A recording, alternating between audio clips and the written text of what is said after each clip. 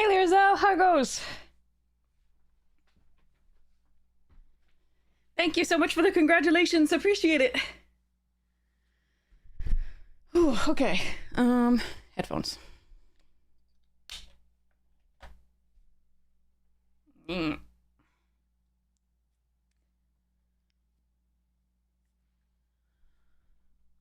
Okay. That's loud. No, it's not. It's okay. Just like, oh, fine. You're doing it that way. A little lower. There we go. That's better. Okay. So, while we wait for people to get... Actually, I'll set it up first, and then I will get into a draft until people get here, and then we'll start the limited first look.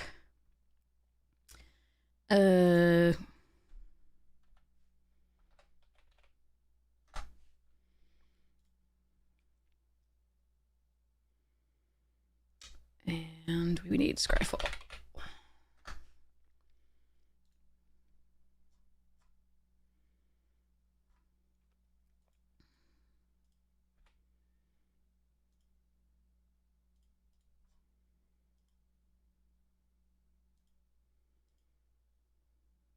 Okay, that's set.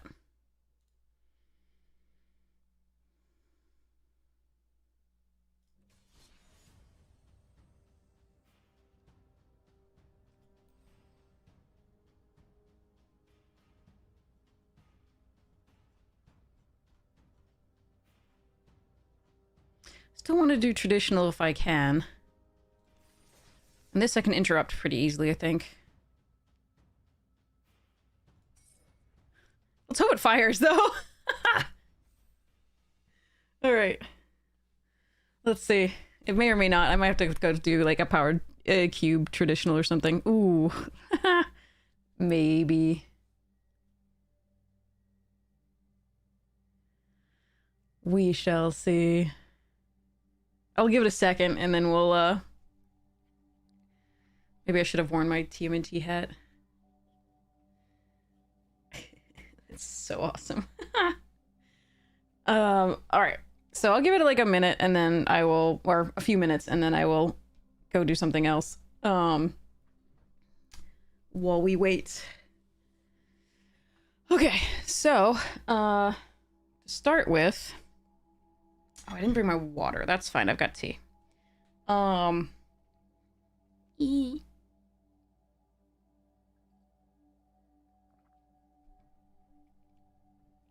Yeah, that deck overperformed, definitely. On Shuffle and Play. Absolutely. Okay, so... I am trying to find a way to put Pizza Face in here.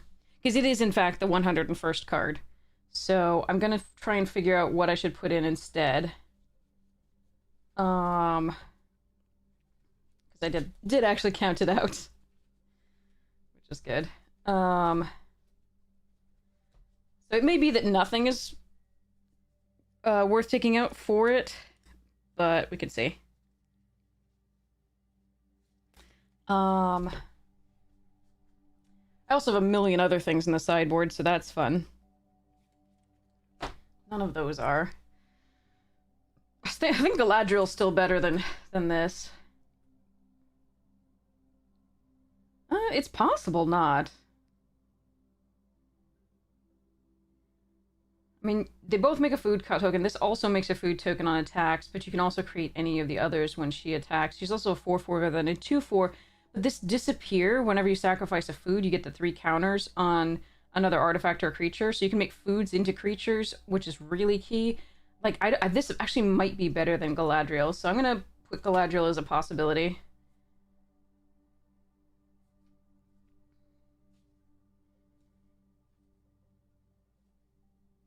We do have Kitty Cauldron in this, so... Cat oven.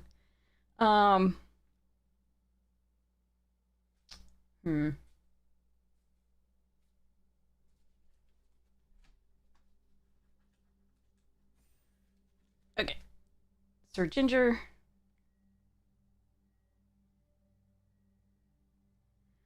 Shelob is cool.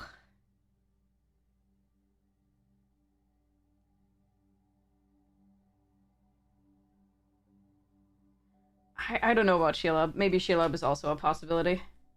It does make foods, which is the thing, like... but so many things have to go right for that to happen, so... But it is a 6-mana Death Touch Ward 2 8/8, so that's a thing.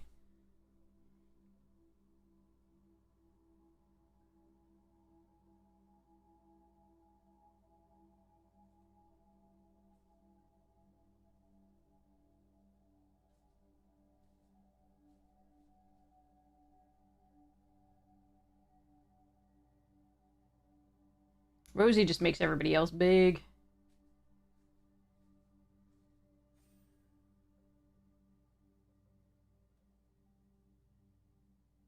This can just be winning the game out of nowhere. Yeah, I don't know. I really don't know if there's... I mean, it's probably Shelob. Shelob's just probably too expensive for what it does here. It's less on the theme, too, so... Maybe I let it go. Meh. I don't know. Well, we've got 3 people. I don't know that this is going to be... Let's go do powered... Whoa, where to go? My monitor just flickered, so that's fun. Yay. Ooh, 4. Alright, we'll give it a little longer, but after that I'll just, do powered cube for a bit, and then we'll do the, limited set review.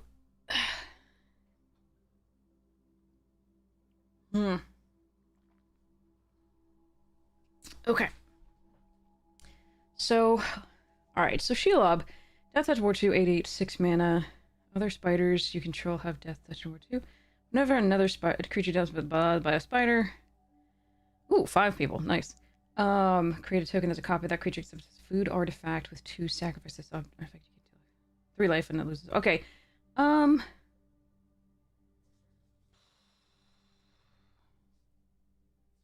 God, that stuff. It might be Shelob. I think Pizza Face might be better than Shelob in this deck. Yeah, I think I'm gonna... Okay, I'm gonna pull Shelob, put Pizza Face in, and go from there. Pizza Faces. Definitely pringled. Lusai. Okay.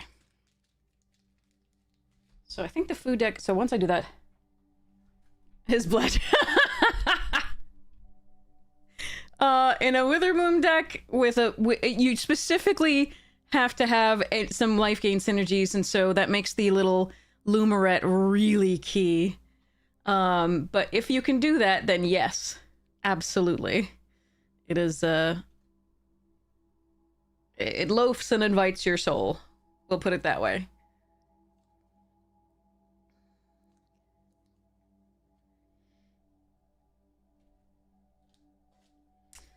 Okay.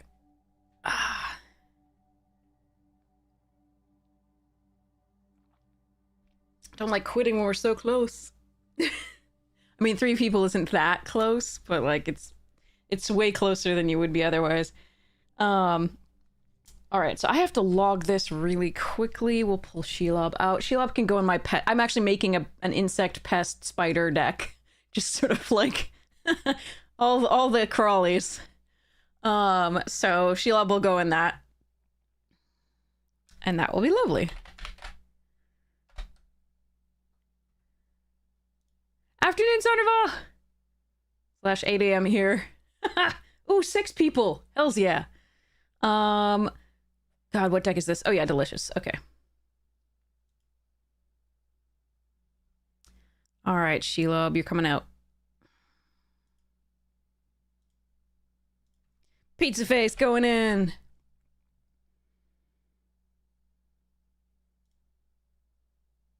Oh. Wait, what?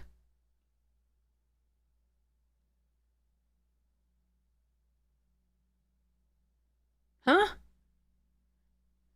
Wait, now I have too few online. Okay, so now that I took Pete, wait, I took Shelob out. Wait, is Generous Ent still in here? Is that what I failed to... I thought I might trade it for Generous Ent. Hold on. I just sort them and figure out. Okay. Nope, generous sentence isn't in there. So what is the... Huh. So now we only have 99 main deck, and I'm like, what the hell? Alright, well, I'll monitor the draft while I do this, but okay, let's go through one by one. End of the month for your pre-orders. I know, I'm sorry. It takes a while, right? Okay. Good times on Great God Home! Alright, oops. I just poked my cat in the eye. Poor baby. He's fine, apparently. But I feel really bad. I just reached down to pet him and he just like stuck his eye in my hand. But it was my fault. Because I should have looked. He doesn't have all that many self-preservation instincts. You coming up?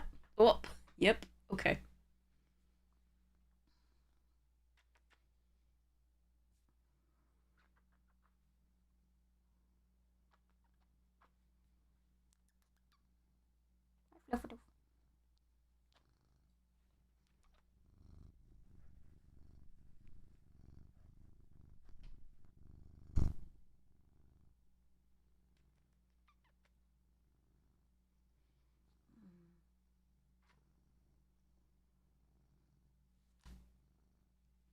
Kitty cuddles are best cuddles. Not true. Doggy cuddles are also great. Human cuddles are also great. I'm sorry. That I have to walk that back immediately. Everything's great. As far as cuddles are concerned, when you want them. Cuddles when you don't want them. Not good. Not good. Alright. Still at 6 on the draft. Okay, so I'm gonna just really quickly do the sorting slash stuffs of this. Okay, so we need Academy Manufactor first. Jeez. Okay. Alright, there's Manufactor, Apothecary White, Astrid Perth, Benny Brax, Bristlebud.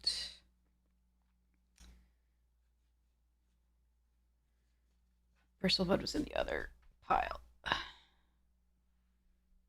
There it is. Bristlebud.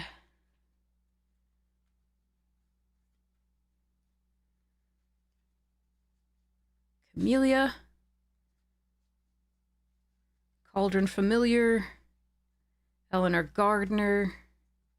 Elish Norn. Enduring Innocence. Experimental Confectioner.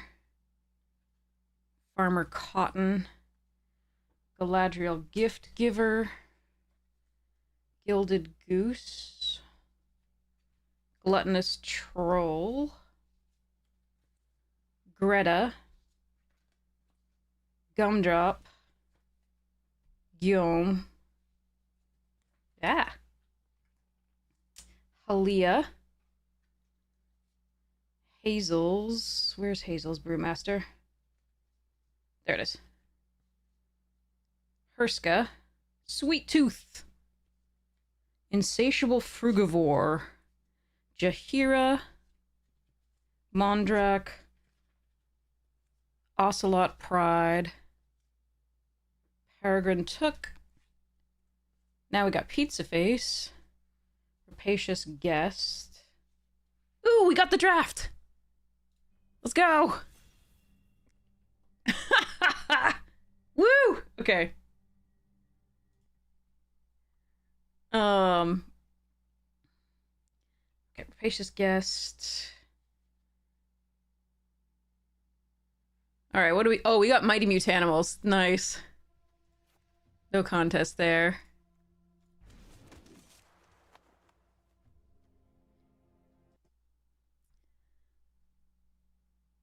Okay, after Rapacious Guest, we had Rosie Cotton. Sam Loyal Attendant. Samwise Gamgee. Savvy Hunter. Soren. Sir Ginger. Cabbage Merchant. The Gaffer. Tireless Provisioner. Ooh. Alright, we'll take a prehistoric pet over April and Death in the Family. Lessons from Life is so much fun, and I would do that, but I think, you know, when you have the prehistoric pet here and like Death in the... so good. Alright, we're taking this. Alright, being able to reset the Mutanimals is pretty sweet. So we did Sir Ginger, Gaffer, this, Tireless Provisioner, Tough Cookie, Treebeard, Welcoming Vampire, got the Witch Enchanter, yep, Witch of the Moors, Igra. Okay.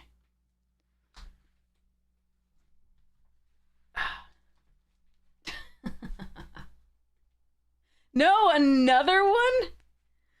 Oh no. Another Lessons from Life. But we got the Orokusaki, so we're gonna take it. Ah, man, I could have had two of these. Bugger.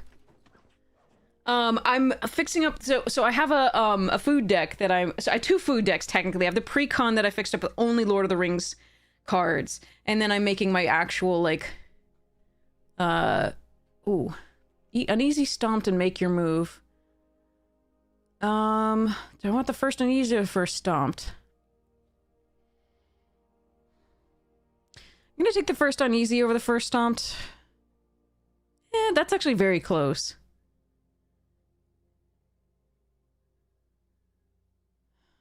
Usually I prefer the first Stomped over the first Uneasy, but with this deck, I don't know.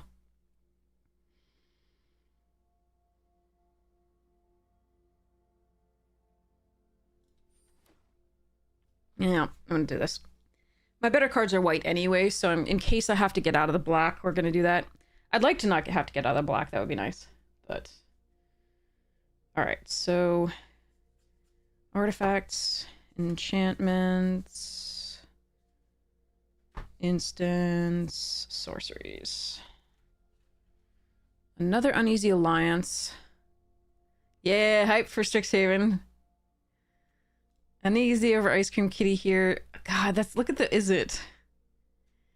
I could also take Raphael. I can keep an eye on the red for this. But we'll keep this for now.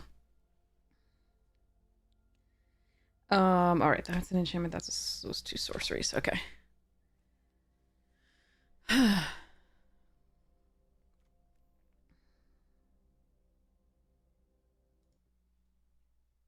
Alright, let me figure this out. Trail, Night, Killer, Gourmand, Caretakers, Anointed, that's the enchantments. Alright. While I don't mind the Shredder's Revenge, and I am gonna take it here, I mean, I could start into the blue, but blue-white is really unsupported. Oh, thank you. Yeah, it was a really good time. I couldn't talk about it for so long, but people were like, "How's Strixhaven?" I was like, "It's great," and they're like, "What?" All right, I guess we go Leonardo over the Make Your Move here. There might be another Make Your Move coming around.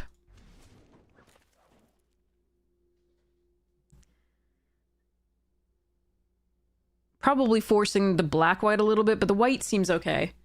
We seem to be doing okay with the white. Tunnel Rats over the Stomp by the... No, I'll just take the Stomped. The Tunnel Rats are good here. Like, I do want a 2-drop, but I hope I can get some of them, and I'll take the removal. Hey, Certified, how you doing? Yes, they were theorizing absolutely correctly. Oh, wow. Wingnut? I do like having one Make Your Move, so, like I said, this one was coming around. Wingnut is very good in the, really important in the Boros, if that's where we end up having to be. But for now, I'm just gonna keep going with this, just because it's a good removal spell. And I do want one.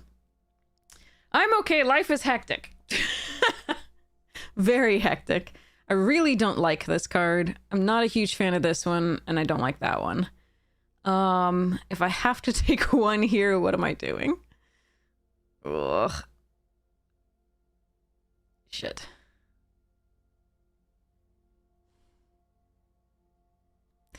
Guess I'll take this for now. Purple Dragon Punks. Mouser. And Retro Mutation. Okay. Is it's open? Ooh, Rat King. Oh, I already passed a Death in the Family as well, but oh well. Death in the Family, Stomp by the Foot here, and then also Eastwind. I don't think I would necessarily take a second Make Your Move, but it'd be okay too. Actually, it's best of 3, so I would take a second Make Your Move. Ooh, a Dimensional Exile and a Mechanized Ninja Cavalry. I'll take the Exile, but I really want that. I really want the 2-drops now, but we'll hope to pick some of them up this direction. Yes, that'll do. Okay. I'll take a Foot Elite here over Insectoid. Really don't like this card that much, but I don't think I want a second Leonardo right now. This is a good card, okay? Like, it does wheel, though, so I'm gonna grab the first Foot Elite since it is a ninja. Okay, Squirrelinoid's here over Eastwind Avatar. Metalhead's the best card in this pack, along with Bow. I'm sad that I'm not in it, but I really don't think I'm in it. There's also Turtle Lair, which is really interesting to me here, too, but I absolutely need the early drop. Grounded for Life and Splinter's Technique. Splinter's Technique would just be fetching us up mute animals. So I think I take the Grounded.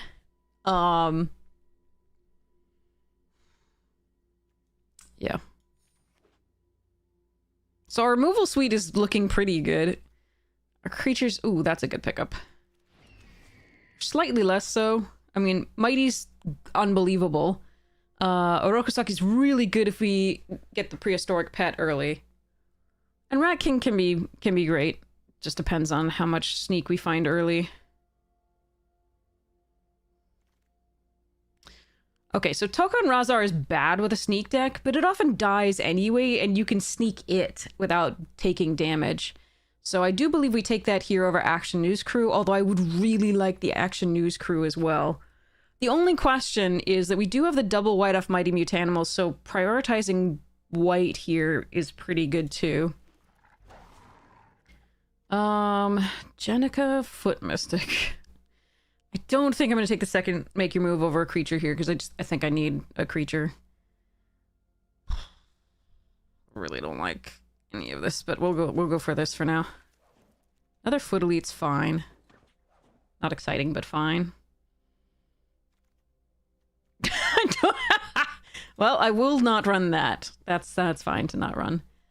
Okay, this in case we splash. Unlikely, but possible. Ugh, okay. I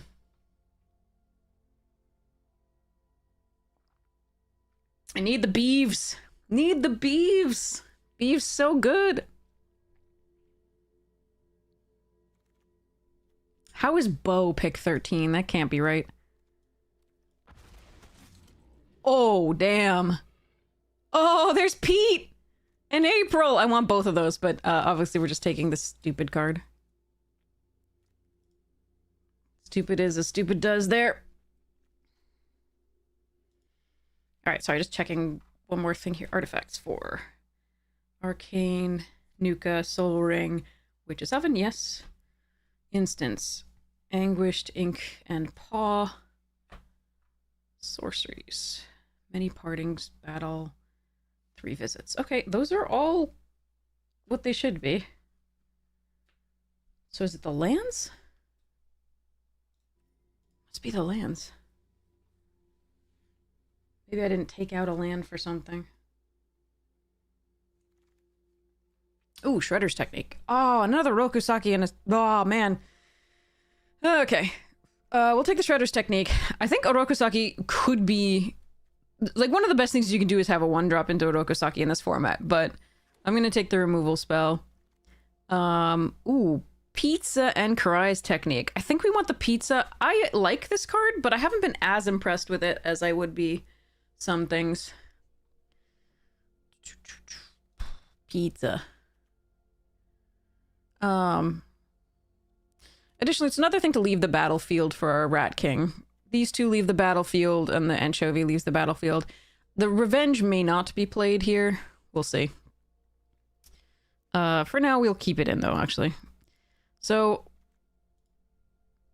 some more 2-drops or 1-drops would be really good. I'm sad I couldn't take April or Pete there, but of course we're taking Agent Bishop, and that's not an option to do otherwise. Bebop and Rocksteady is a fine card. I would definitely play another high-flying ace over a Foot Elite. The fact that this is a 3-drop, though, and I have so many 3s, even though I would play it over a Foot Elite as well, I think I might need this Squirrelinoids. Oh.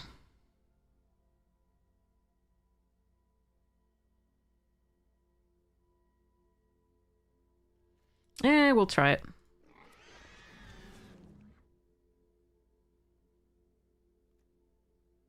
Flyer over second Leonardo.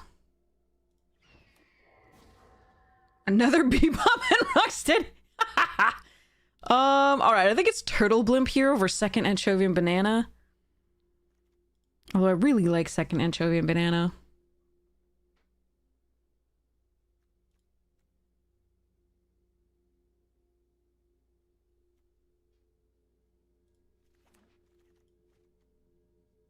I don't want any of this. Okay. Pain 101. Second, make your move. If they have a lot of...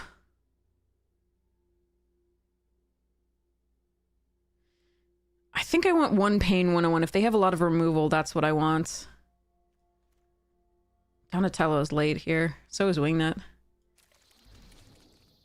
Action News Crew is perfect. Okay.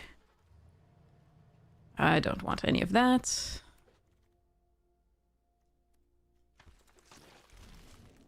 Yeah, somebody's definitely in the same colors, but we did manage to get a really nice deck out of it. It's just not...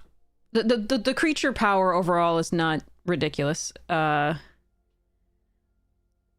have a few highlights, and then, like, the rest is, like, bleh. Like, Mutanimals, highlight. Agent Bishop, highlight. Rat King, okay. Prehistoric Pet, okay. And the rest of it's kind of like, meh.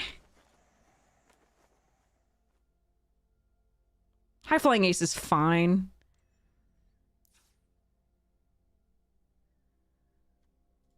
I wish I could run Old Hob, but I can't. I have too much investment in black and white and double pips to do that.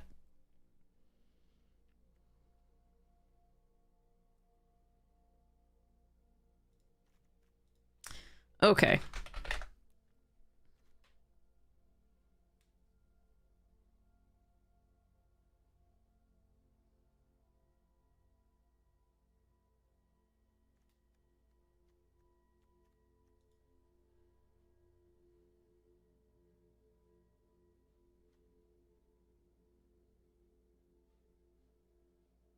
So, like, we're missing Karai, we're missing Beavers, we're missing... stuffs.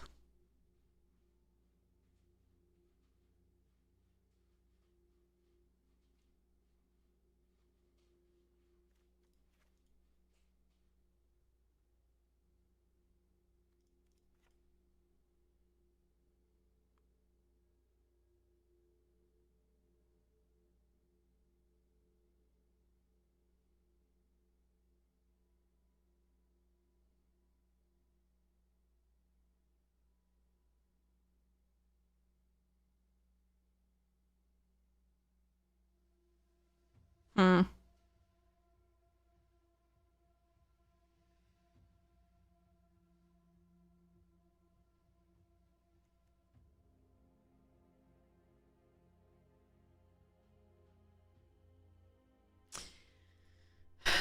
So, the Avatar is actually not great here.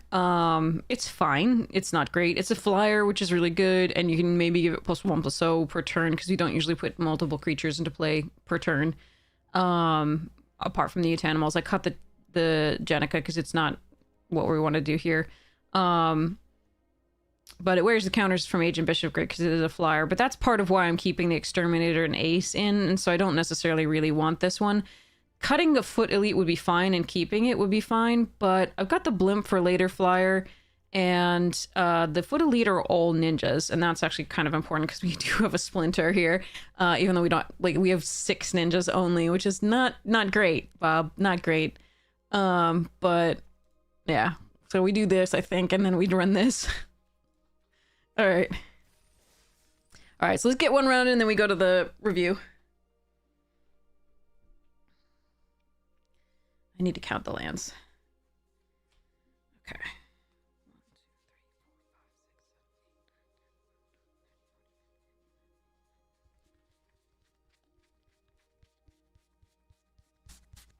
37.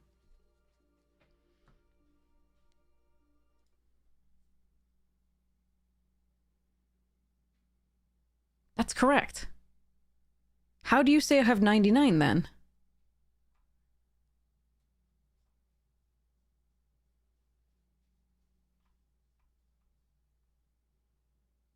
What? Did I miscount on the other stuff? That's 2 here. Huh?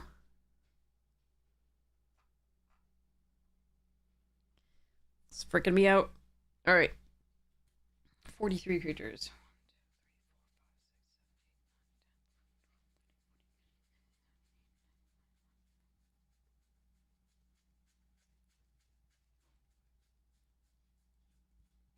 Yeah, 43. Okay. 1, 2, 3, 4 artifacts. 3 instants. 3 sorceries. 7 enchantments. 1, 2, 3, 4, 5, 6, 7. Yeah, what the okay. I don't know what I'm missing. That's weird. All right. All right, here we go.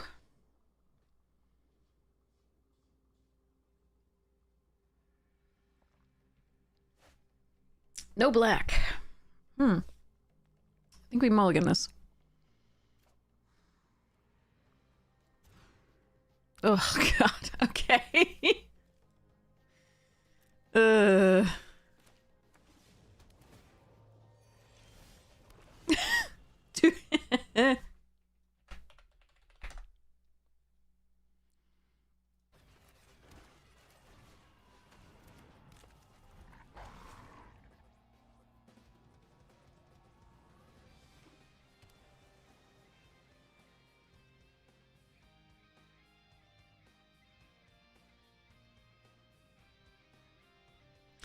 Too bad. Okay, 1, 2. Sure. Okay, that's 2 draws, no lands.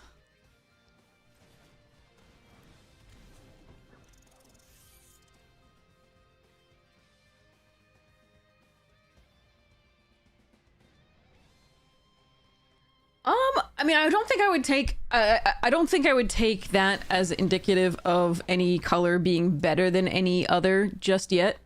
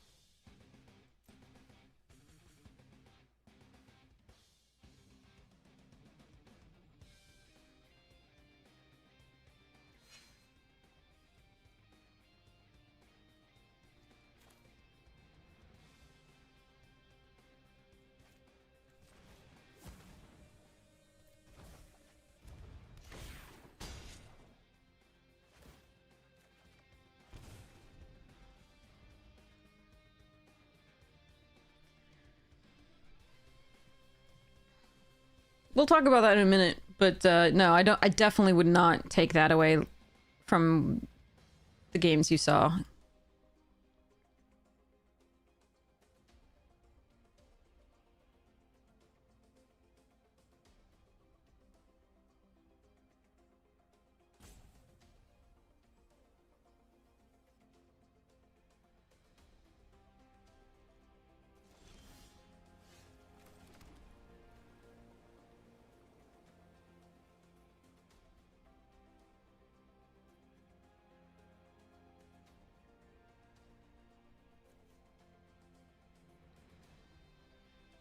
Hmm.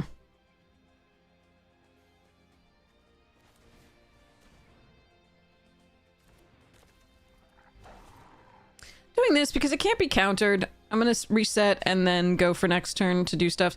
I could play the Foot Elite. It can be countered, but this allows me to leave up the Grounded for life if they attack with Michelangelo, for example. I want to see what they do here.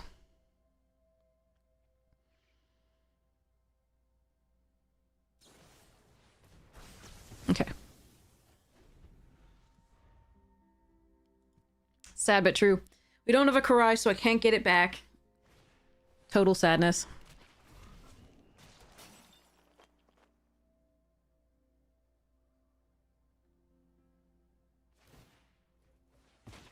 They're not going to attack with Michelangelo this turn. Ow.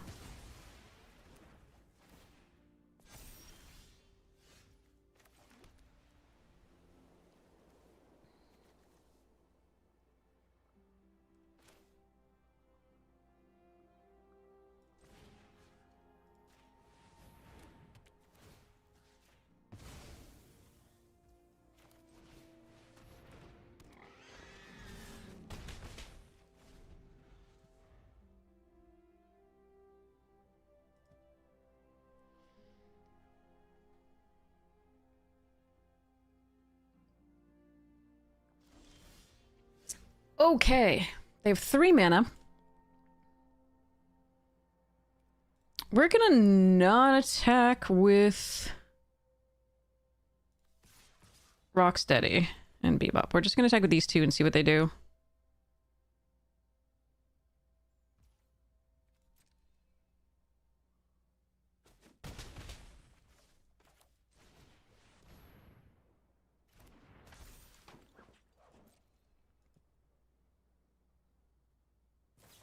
Yeah, I thought they might have that. That's fine.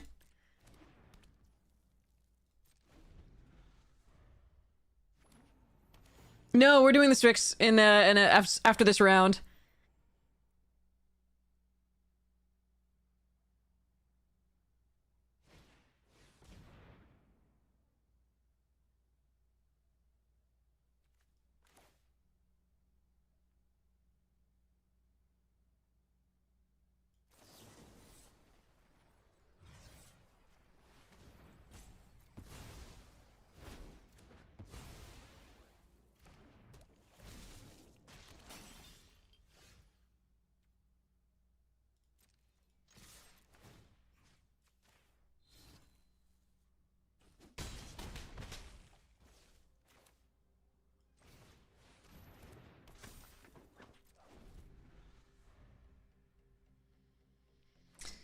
Okay, what we got here? They were mana screwed for a while. They were stuck in 3. So that's part of why we won that game. We're obviously not going to use the Pain 101 because we didn't see a lot of actual, like, these colors, unless they're in the red, obviously we didn't see that, but we didn't see a lot of removal that does damage. It's just the Tenderize so far. So, and the, like, Retro Mutation does nothing against. It would be fine if we, like, attacked into something and got value from it coming back into play, but because they're blue, they might be able to respond to that pretty well. So I'm not going to add the Pain 101 at the cost of the other types of... all of our spells are just removals, so we're going to go for that. What they could have, and probably do have, at least in their sideboard, is Enchantment Destruction. So it is worth considering running like a Pay 101 instead of one of the Uneasy Alliances. They might have Bounce as well, so... And the dimension. So they know about at least the dimensional exile. I don't think I showed them Uneasy Alliance. But yeah, so it's interesting. I think we just run it back for now. We'll see more of what their deck. They didn't play much because again they were mana screwed.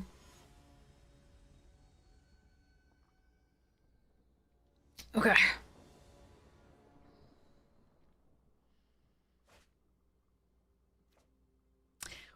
Gonna need a land.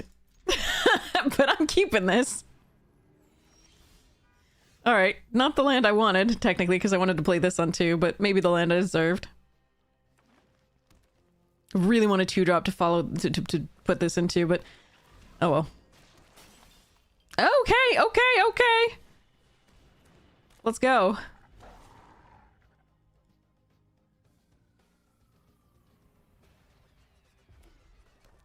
Ooh, look at that perfect mana again. We do have a lot of fixing there. Nobody knows. Okay, sorry. 1 top.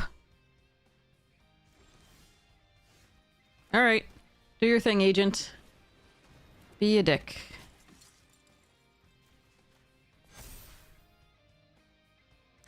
Do I want to trade with Genghis Frog? I don't think so.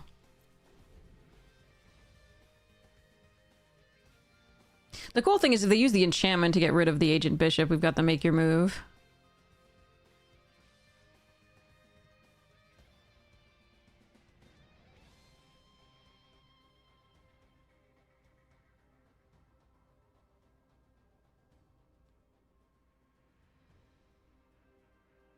No touchy the bishop. Turtle Van. Oh, we can also just kill that. That works too.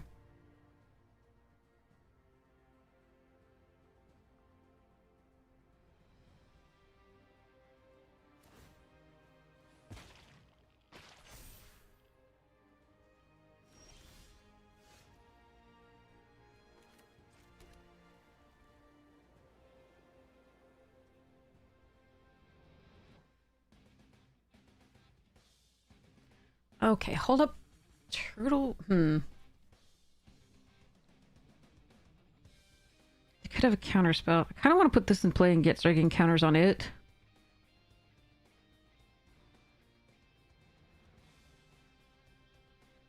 But I think what I'm supposed to do this turn is put the counters on both of these.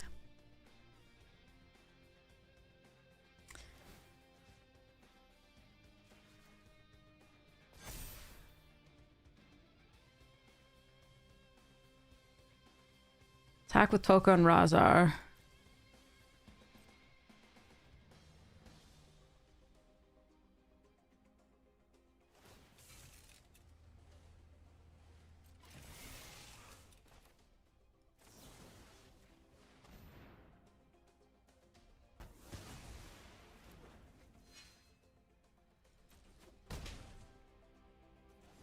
And pass. If they blocked like that, we were definitely going to kill the van.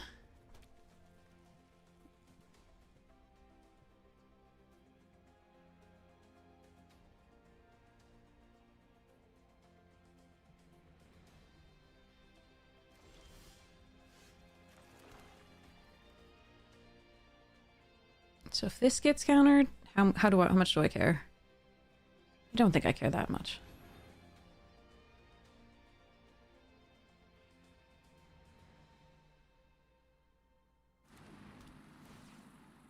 So I could crew it before we go to attacks to put a counter on it.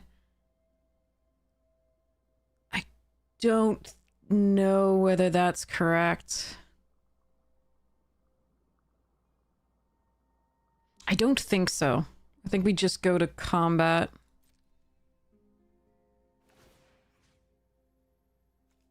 Put a counter on these two.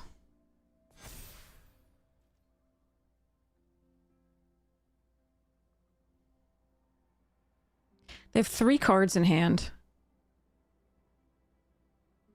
I'm assuming this puts either makes it small or puts it on the top of my library. I think it's still worth attacking though.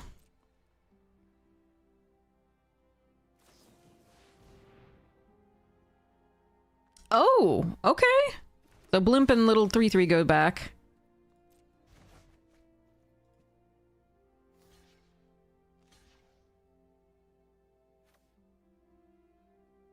I think we killed a Genghis frog.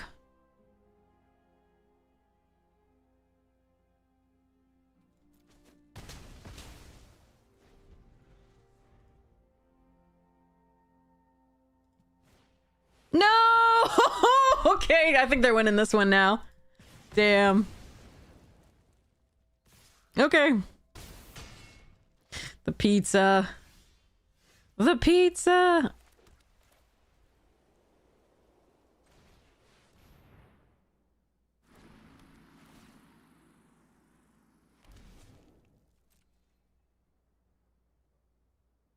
Pretty sure I couldn't play around Rennet there. And the pizza was always going to be a problem.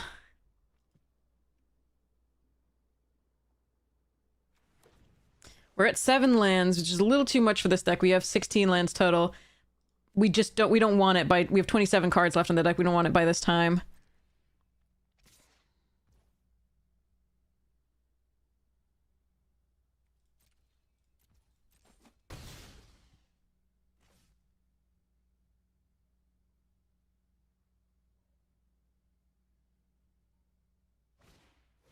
Ah, I think they were in the same draft as us, almost certainly, because we passed a Rennet and there was 2 lessons from life. So, oh well. Oof, and the 8th land with 26 cards left. That's really rough. Okay, so let's go this charge.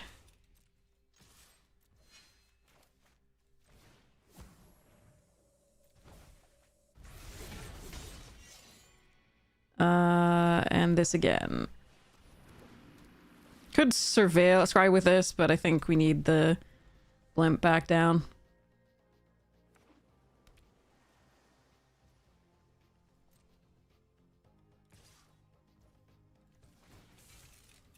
We are gonna block here.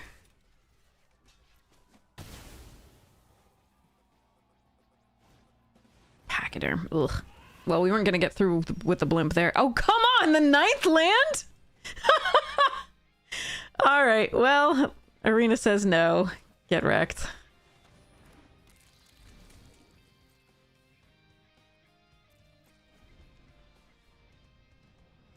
They've outdrawn us by 3 cards. They have the same number of lands on the battlefield, but these are probably actual... Ooh, hold on. Please don't have a counterspell.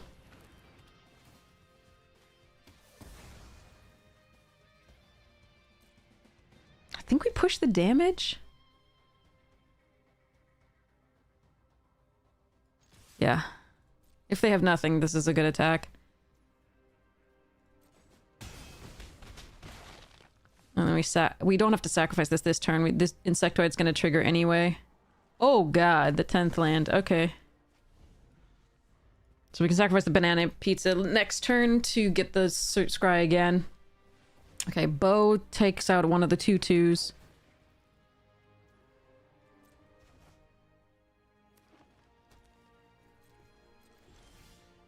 And the 11th! Okay! I see you, Arena. Both of us are technically flooding, but this is misery.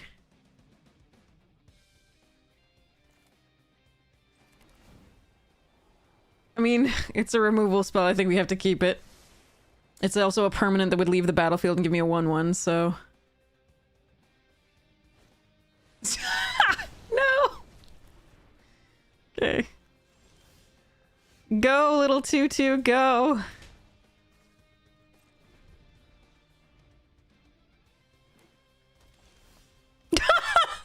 Wait, what?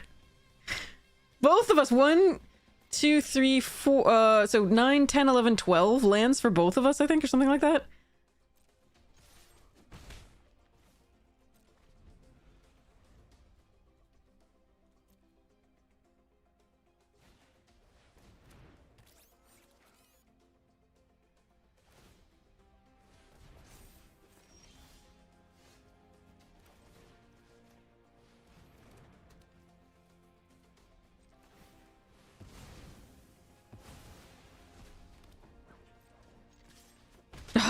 jeez. Okay.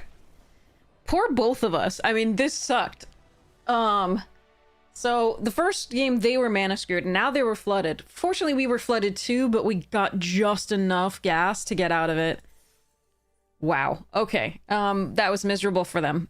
The first game and the second game. It was only miserable for us the second game. So apologies to them. Okay, so we are going to go look at Strixhaven, Secrets Thereof. So what we're gonna do is exit this game. And we are going to go here. Let's see if I can get it to look better for you.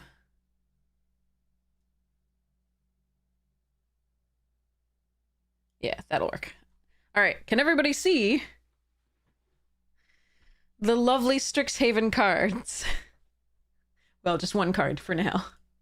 I do have to adjust this one. Where's the...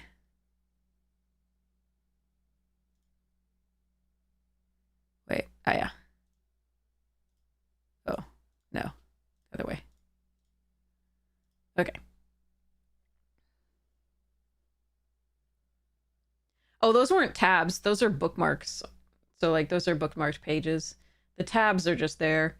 The other machine is where you want to look if you want to see my tab atrocities. And my phone. Like, yeah. This machine isn't where I do most of my, like, teaching. So... it's only streaming. So it doesn't have the myriad tabs that I, use for teaching and helping my students research and do stuff. So that's over in the office. This is the streaming room. So yes. Okay.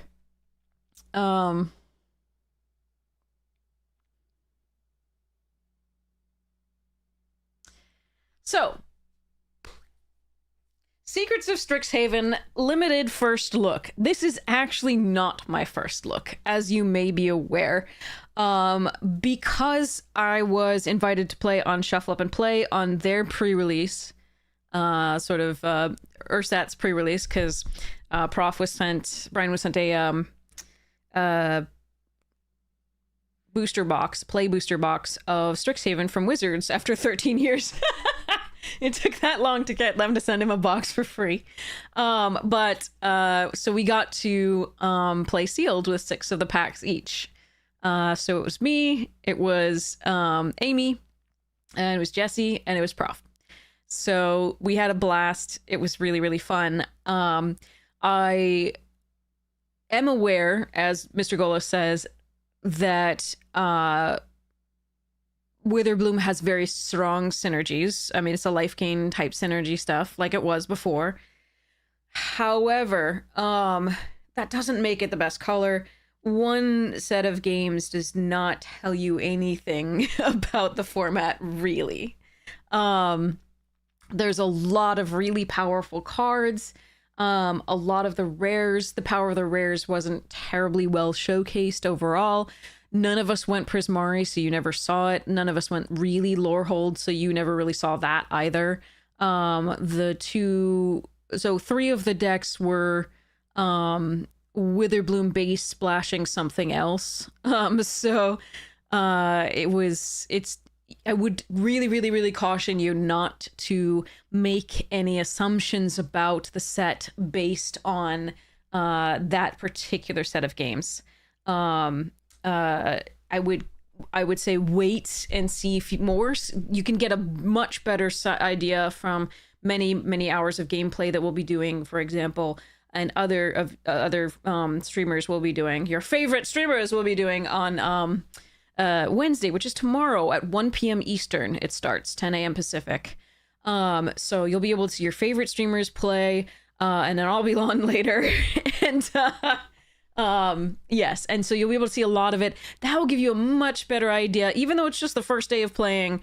much better idea of some of the things that you'll be great cut some of the things that you'll be seeing in the colors and the synergies and what you can do with them and so on and so forth.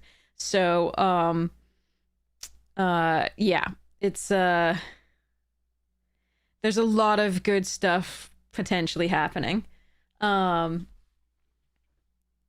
Yeah, Serpents, I was on Shuffle Up and Play. We were talking about that again. That's the second time I've been up on Shuffle Up and Play. It has been wonderful each time. This time I was with Amy and Jesse and Prof, and it was a blast.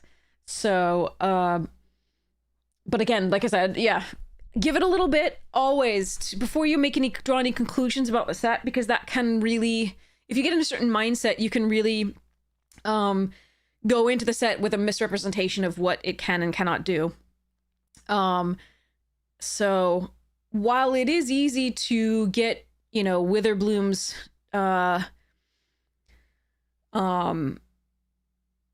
synergies to go off in sealed, because there's usually less removal. The Lumerette is so good, so yeah. So anyway, so we'll get into this. Like I said, I have seen every single one of these cards. It was really kind. I signed an NDA and they sent us all the whole list of, it was really hard to read because it doesn't look like this. They sent us the whole list of cards. And so I've seen every card in Strixhaven. That doesn't mean I remember every card in Strixhaven. It also doesn't mean that I've seen every card in Strixhaven played. So when you hear from me now, you'll hear from me a little bit more informed because I have actually read every one of these cards before. But you won't see me, I won't be actually able to tell you, there will be still times, in other words, there will be still times where I underestimate or overestimate a card. So please don't take these as an etched in stone. As always, play the cards you want to play, enjoy yourself, have fun at your pre-release, but hopefully I'll be able to give you a little bit of insight into which cards might be more powerful or less powerful overall, even if I don't get the grade exactly right. So without further ado, let's go into it. So this is Ajani's Response. It is a reprint of a removal spell that we've seen millions of times before. We saw it in Duskmourn. We saw it in all sorts of things. So I have this up here and I want another window. So I'm just going to open it in a new tab here. So we're going to go and we're going to find... So we're actually going to... There's a million of them that are actually at the same cost. So we're going to go white and we're going to go 4 and a white. So you can see that this is kind of the new normal for white removal, is it'll get cheaper if the creature's tapped or attacking or something like that, but it'll be 5 mana normally. So if we go into this and we go common, and we go, let's just do the Duskmourn first. So we search with these options. So this is Seized from Slumber. This is one of the first versions of it. There were others as well. But you always seem to get this in white these days. Now, in this case, it has Ajani on it, which is kind of cool. But it is the same, and is a story spotlight card. So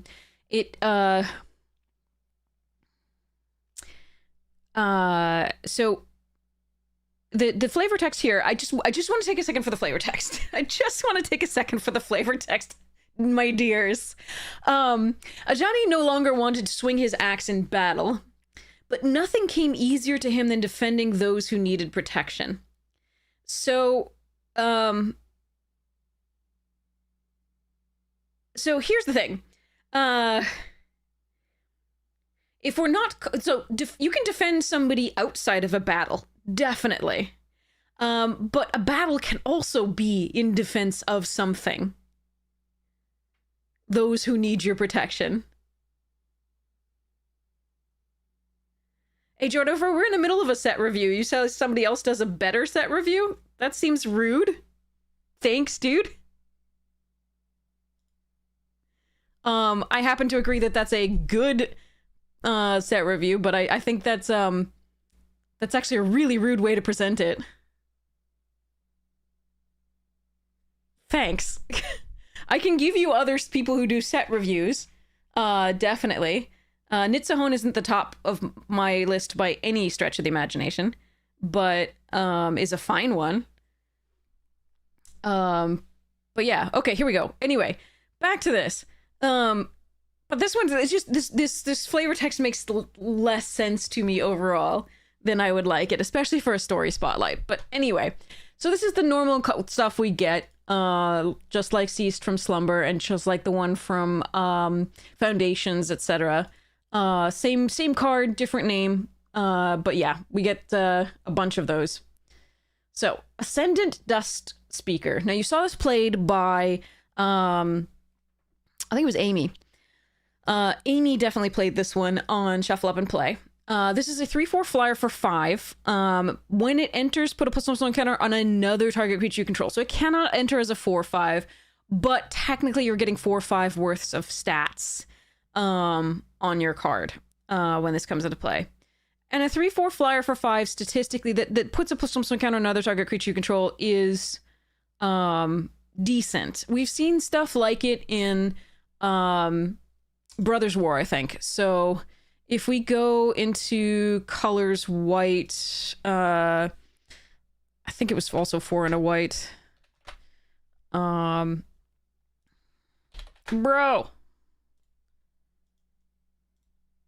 Yeah.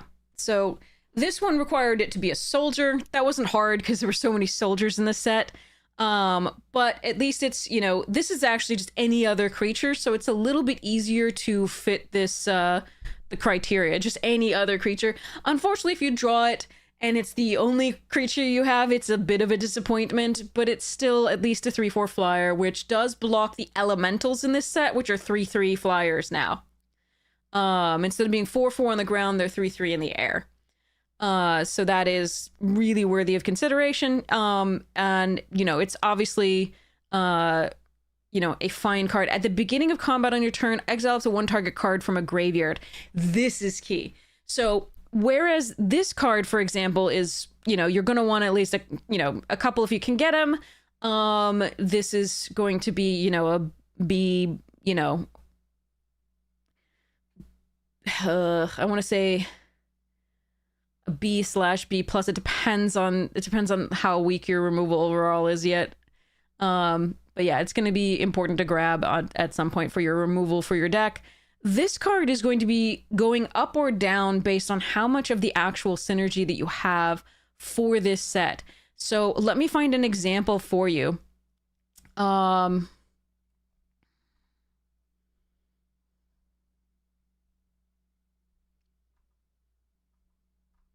Where to go? There's going to be an example somewhere. So it's not a keyword, but whenever 1 or more creature cards leave your graveyard, there's a lot of cards that get something to happen. So this is really key. Whenever 1 or more cards leave your graveyard, this creature gets +1/+1 until end of turn. But there's a lot of, right, at the beginning of your end step, if a card left your graveyard this turn, draw a card. That's crazy, right? And so there's a lot of things that have that particular set of synergies. So it is very, very important to remember that that's something that you want to prioritize. And the more that you have payoffs for it, the more that this second line of text matters. Now, you can, hey, Mythic Maria, welcome. How was your stream? I hope it was lovely. So the more that you have, like, the more this is good. The other thing that you need to remember is that there are recursion cards in, especially the Witherbloom. Any of the black has recursion. And any opposing card, decks have cards that can get value out of the graveyard. So you can remove your opponent's cards from the graveyard, or you can remove your own to get the value. So, for example, you can remove a card that they have with flashback that they can't flashback at the time. Or you could remove your own thing and get this lovely, like, draw a card at the end of the turn here that we're seeing in the primary research, right? So that's pretty sweet as far as a removal. Sorry, as far as the synergy goes. And it's something to consider when you look at this card. Maria's been telling you that Lorehold is doomed. I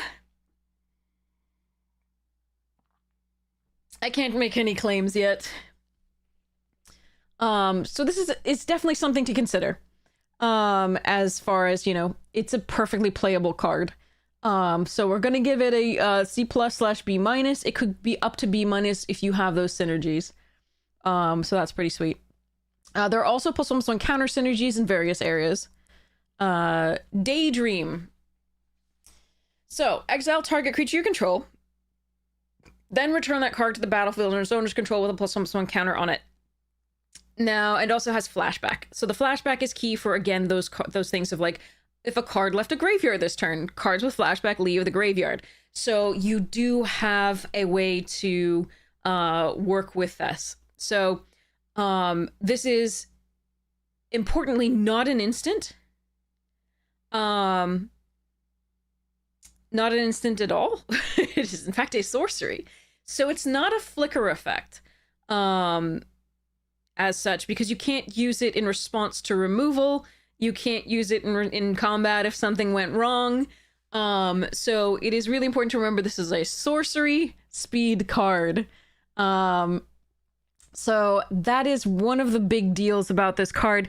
But what you can do is pull something out from under a pacifism effect or a sleep effect or anything like that that makes it into something less useful. So if we go down into blue, you can take something with stun counters and put it back into play just normally with a +1/+1 counter on it. You can put this thing back into play. It enters prepared, right? So you can get a preparation again, which is really nice. You can what else can you do? Let's see.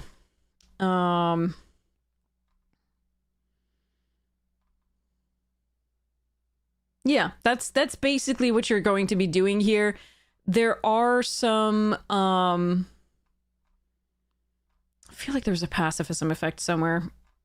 But anyway, so yeah, that's the main purpose of this card. Is it triggers the Lorehold type synergies that like leave the graveyard synergies. It puts a +1 counter on something, which also that matters with various things.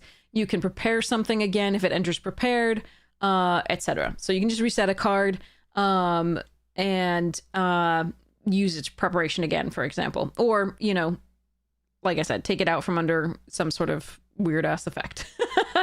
So that's Daydream. I don't think it's going to be a hugely high pick necessarily, unless you have a ton of prepare in your deck. So I'm going to give it a C-. Sorry, no, not a B-, sorry, /C+. It's playable. I don't think I'm going to take it that highly. Dig Site Inventory is a 1 mana, put a +1/+1 counter on target creature you control, gains vigilance until end turn, gains flashback. This is, 2 spells that you can cast. And again, the +1/+1 counter for the +1/+1 counter synergies. It gives vigilance. Then this has flashback for those effects as far as like getting the for example, flyer here. Where to go? To be bigger, better, faster, stronger. This one.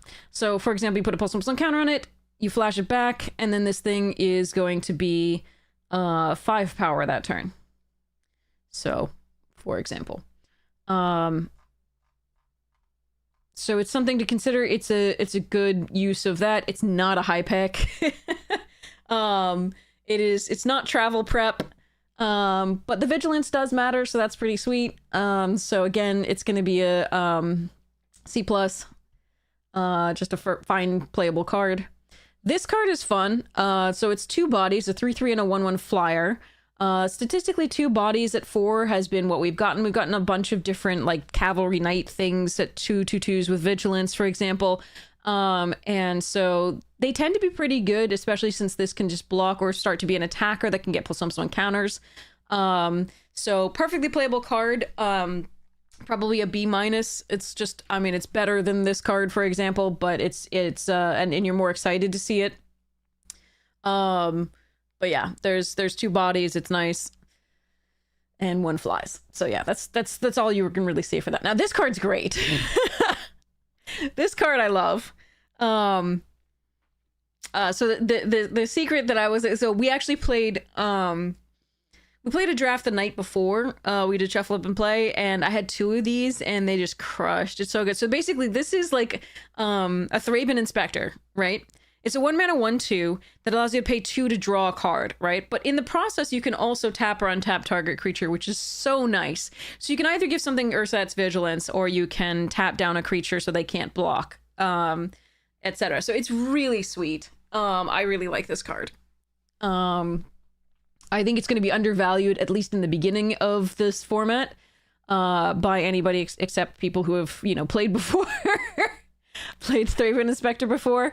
But this is just a really nice card. Now, notably, of course, clues are 2 mana colorless, but 1 in a color and a white, not so bad either. But yeah, so this is a great card. I had so much fun. I had like 3 in my deck. It was so nice. So yeah. And again, if you can reset it, you can do the prepare spell again. You can prepare it and then play the spell again. So it's pretty sweet. So yeah, it was pretty sweet. Yeah, given that you cast it, you almost certainly have the white. Agreed. So moving along, Ennis. This is a gorgeous card. I do love that we are representing Ennis in this manner. It's so awesome. I love it.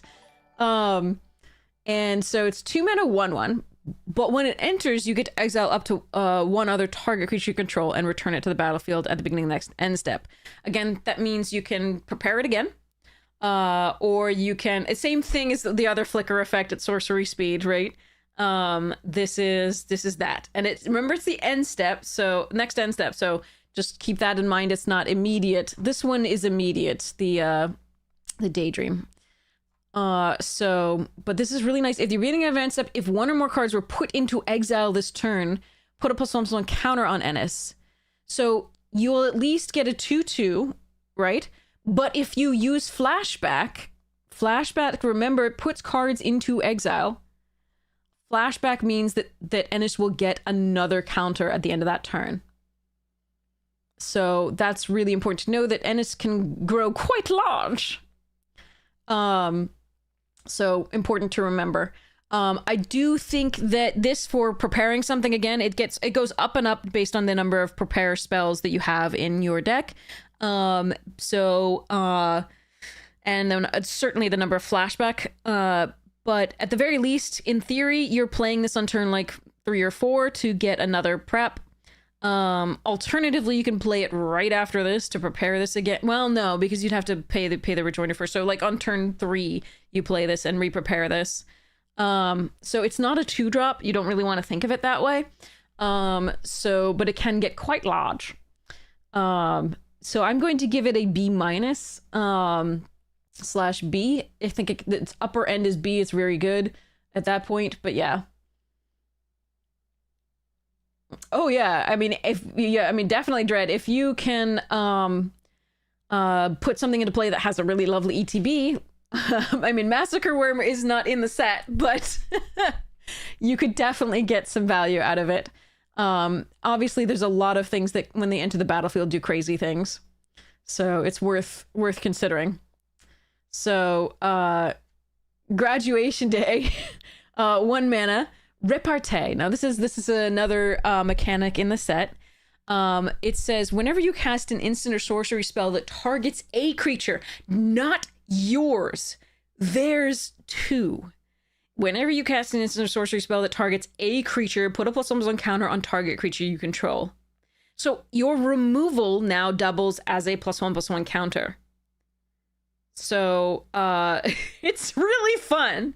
But remember, like, when you do Graduation Day and you target a creature with this +1/+1 card, right?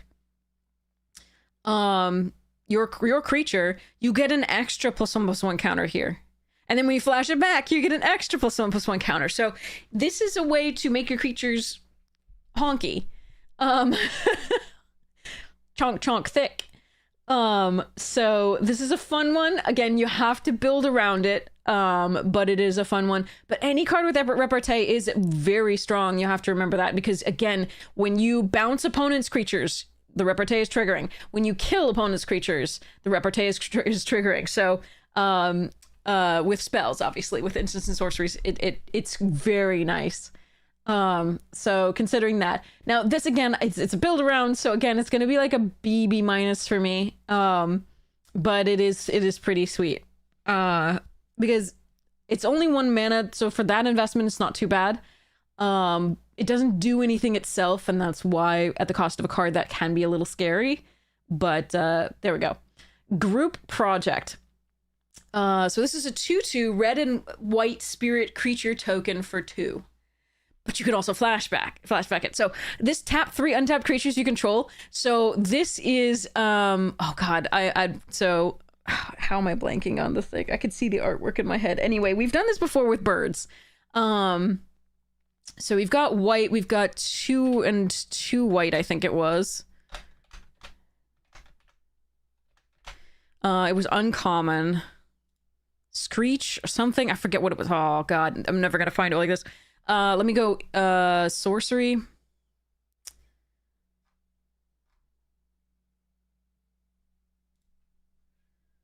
Battle Screech. Thank you. I was gonna be like, what the hell? It's Screech something. Yes. So we've done this before. Here it is at common from Commander Legends or Commander Masters here. But you create 2 1/1 white bird creature tokens with flying and flashback, tap 3 untapped white creatures you control. Now, the first printing of this is the one I remember, which is in Judgment. Yes, it does. So this card, when I was your age, sorry, this card was really good. Because it put 2 of the creatures that you needed to flash it back already. And so if you look at this, right, it only creates 1, but at the cost of 2, which is not so bad. And there are a bunch of things that care about spirits in this to some degree. So that's interesting. But you do need 2 other untapped creatures to do it. Get off my lawn. And you're only getting 1 back. So it's not Battle Screech. But for this format, it might not need to be. And again, the flashback itself, as we've seen, can be a really huge boon to your deck. Right? A card leaving your graveyard or being exiled. Really important, right? So that's why I think this card is better than it first looks compared to Battle Screech. Battle Screech is much better on the face of it, even though it's 4 mana for 2 1/1, but they're flyers. But the fact that you can immediately flash it back almost all the time is really, really nice. But again, this one I think will do great things in this. She will do great things. I think was the one will do great things in this particular set. I'm shedding. Okay, so I believe this one's going to probably be a B slash. It might get up to a B plus. Because again, it is a sorcery. That you can flash back, and you know it is a body which is a fine ROI. It's just a bear. It's a 2/2 for 2, and again, spirits have some synergies. So, harsh annotation. So when I first saw this card, I was reading it as prof, and I was like, so basically, so at my college, DFW, David Foster Wallace, taught, and I never took a course from him. But I heard from people who took courses from him. And he used to say, this is where your story shoots itself in the foot. And that's the I'd start from scratch if I were you. He was not gentle, as far as I was aware. So this kind of brought me back to that. So this is 2 mana, destroy target creature. Its controller creates a 1/1 white and black inkling creature token with flying. Now, this is an iteration of all the various things that we've gotten for removal in white that gives the opponent something. So we have had Stroke of Midnight, which is 3 mana, destroy it, gets a 1/1 white human creature token. We've had cows. in OTJ, when you get to give them a 2/2 ox or something like that. Bovine intervention or something like that. I think it was the... yeah. Sorry. That one also targeted artifacts. Yeah, Crib Swap was like the original one with changelings from Lorwyn. Originally, hello, I can type. So we've got down here in Lorwyn, this is the original version of this. So this was in part interesting because it was a shapeshifter, so it was all creature types as well, which was important.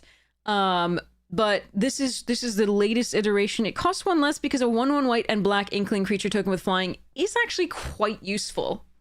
Quotes from academics behaving badly. I was good. Was your paper joke? Yeah. Beef Within was my favorite of those. Those are all really good though, Carillion. I've heard almost all of them except for Imprisoned in the Moo, which I'm going to take a picture of right now because that is fantastic. That said though, you know, this is a removal for a giant thing, and it's really important to make that giant thing into a really small thing if you can, and so this is a fine piece of removal. The other thing that you can consider here is that you can use it on your own creature. So for example, they try to destroy your creature and gain some sort of effect by doing so. So like a creature dies this turn, blah, blah, blah, or something leaves the battlefield this turn, blah, blah, blah. You can destroy it and then get a 1/1 white and black inkling creature token with flying yourself. So again, it's versatile in as all those cards were. And at 2 mana, that's a little bit better. It's worse in that you give him a flyer, but it's better in that you're paying less for it, and it's instant speed still, like the others. That said, I would run a lot of other removal before I would run this one. Just because, ow, on that flyer. So we're gonna be putting it around the B+B range as opposed to normally, right? So it's roughly on a par sometimes with the Ajani's Response. I will probably run one in a deck with a couple of Ajani's if I get the chance. But it's not a super high priority because it gives removal. I don't know about the abysmal win rates. It depends on the number of bombs in the set. Like if you're facing something like, you know, this set here, let me show you. So it's like, okay. So let's go for, I forget how to spell this. I think it's 2 S's, but I don't know how we spell it. Okay, advanced, fine. Dragon. Witherbloom. Let's just do Witherbloom. Okay. Here we go. It's only called Witherbloom in this one. So, for example, if you see this, I would way rather they have a 1/1 flyer than this damn card. So, yeah. Yeah. Or like this, or Laureled. This sucker. So again, if you need removal, this is probably still a good card to take. Yeah. And again, you can use it on your own creature should you need to. There are some things that care about creatures entering the battlefield, for example. So, Honor-bound Page. Bound by Honor.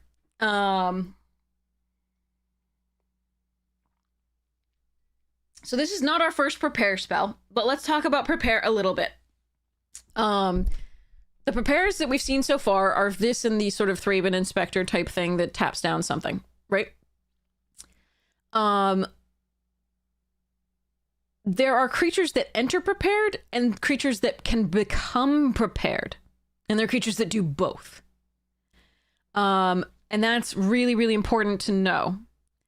So again, when you reset them, you have the prepare spell available to you again when they enter prepared. But if they don't enter prepared, right, you don't have that prepare thing available to you until they become prepared.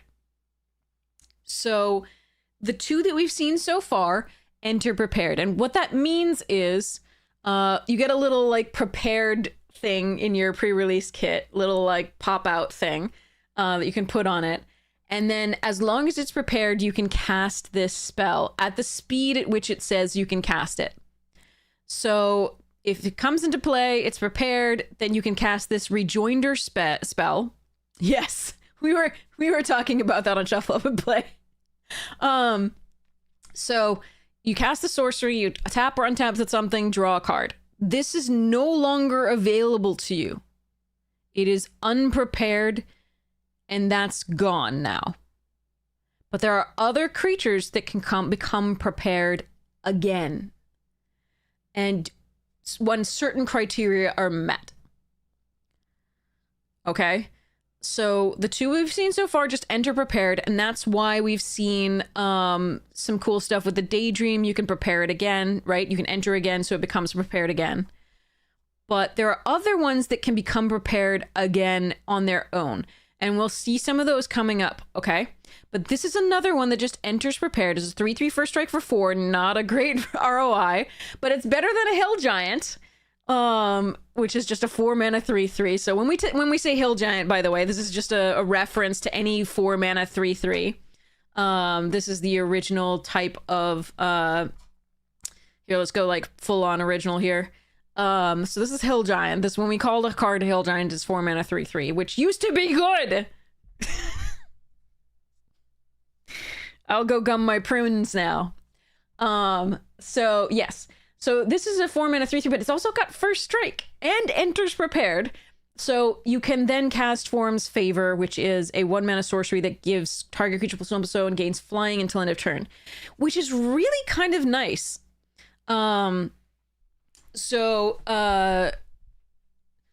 This is something that you can play toward the end of the game and give one of your creatures flying to just end the game.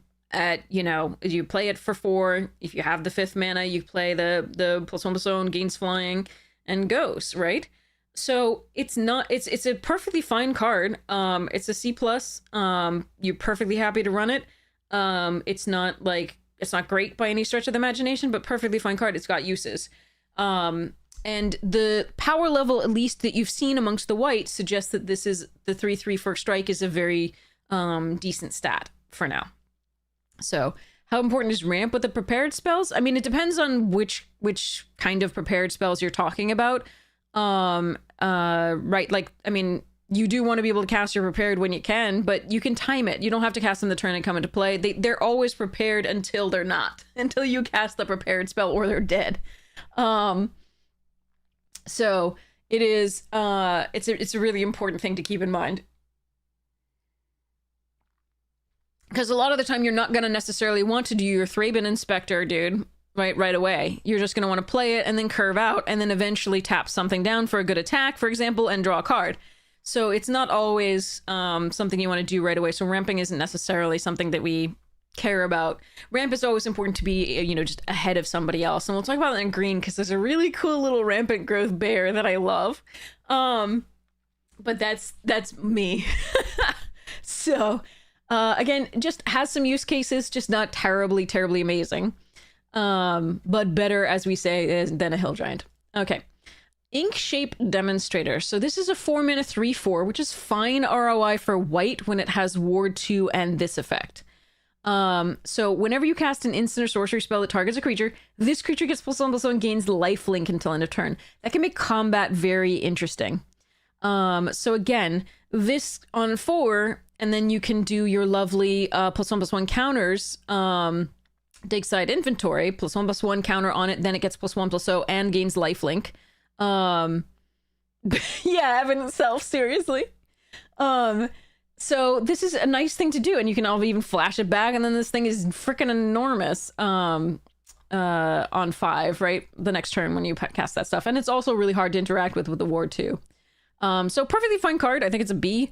It could graduate up or down depending, but I think it's a B. It's perfectly fine. And that lifelink does matter in a lot of situations, so good to know. Interjection, +2/+2 and gains first strike until end of turn for 1 mana. We've seen, you know, better tricks. It's just something to remember, but it's stronger in this format than normal because of repartee. So remember that you know, when your creatures have repartee, this gets better because it usually will trigger several things with repartee, in addition to just doing +2/+2 and gains first strike until end of turn. So it's really important to keep this in mind as a potential, like, blowout spell on the attack, or block, right? So, because these are going to trigger whenever you cast, not just, you know, on your turn. So it's an interesting card. Again, it's a C+. It's still like a combat trick that might not be that great. First strike tends to be okay here, but there are a lot of flyers, and so I would almost have rather this be +2, mighty leap type thing. But yeah. All right. Owlin Historian, 3 mana. So we looked at this several times because, again, this was the first one that we found that has this is mtgset.review. If you enjoy this person has a Patreon that you can go to support. If you want to contact them, it's Simon, SIMEN, at 4bitgames.com. It's a really nice you know, pretty layout of this, and they contacted me and said, do you want to use this? And I said, absolutely, sure. I also like doing this because it allows me to search really quickly through other things and show you parallel cards. So I feel like I have to sneeze. Pardon me. Okay, there we go. So yeah, Owlin Historian, we saw this. This is the first one we saw where whenever one or more cards leave your graveyard, something happens, and that's actually important. Oftentimes, though, your cards aren't leaving your graveyard necessarily, like, that frequently, but you do have to remember that when your opponent exiles stuff from your graveyard, that also triggers, so it's a really cool thing. It's a 3 mana 2/3 flyer that surveils 1 when it enters, which is a perfectly fine ROI. This is a card I'm happy to run. It blocks all the Inklings, the little 1/1 flying Inklings, because the Inklings are no longer 2/1 flyers, they're 1/1 flyers. Is the guy giving opponent's creatures a buff with repartee? No. What? I mean, your repartees trigger in whatever they're doing, right?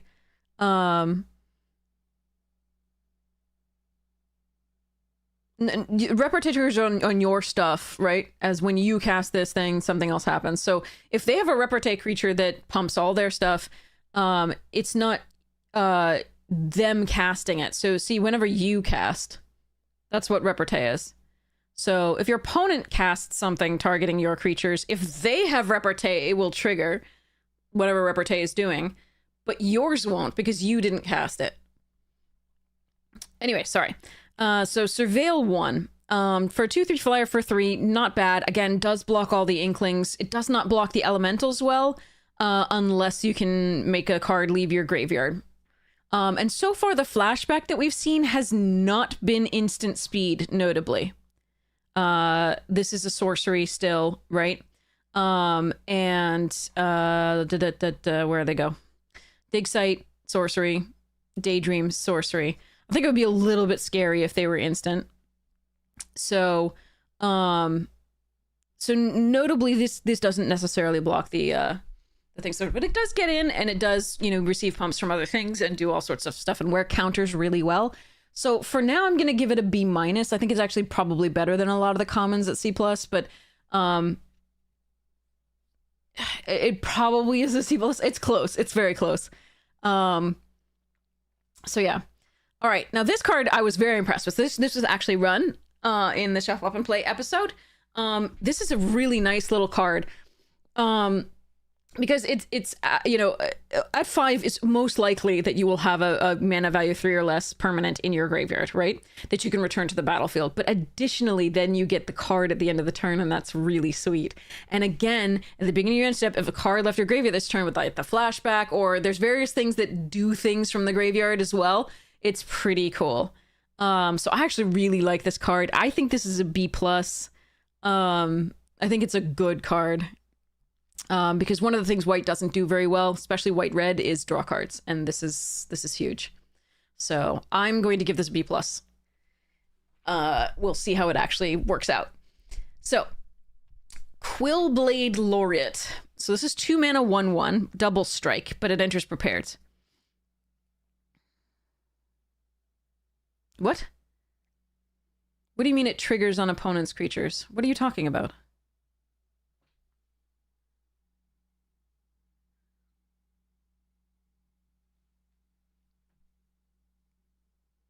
When you cast a spell that targets any creature, it doesn't have to be yours, any creature, repartee will trigger.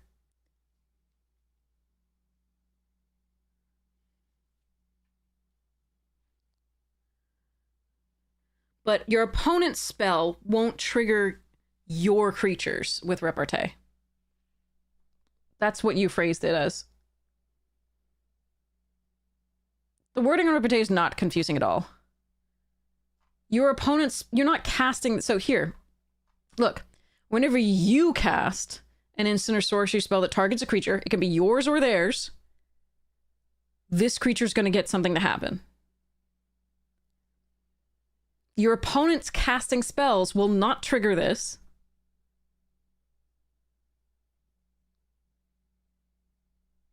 That's clear?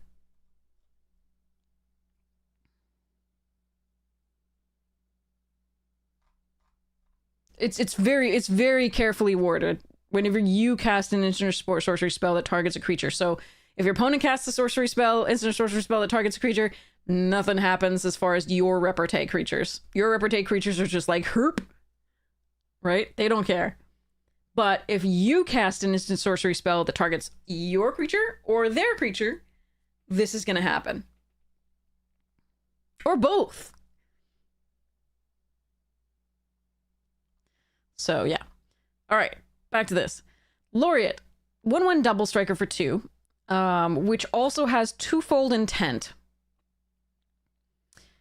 It's cast, so it doesn't have to resolve. Whenever you cast, so this will trigger whenever you cast it, whether it's countered or not.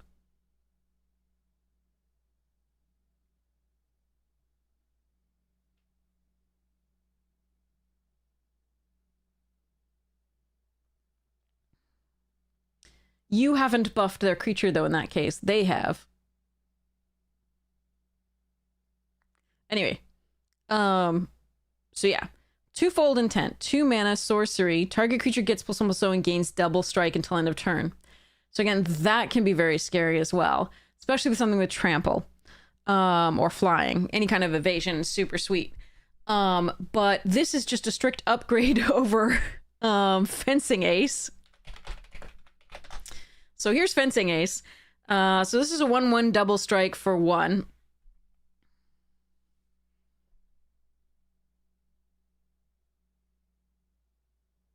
What?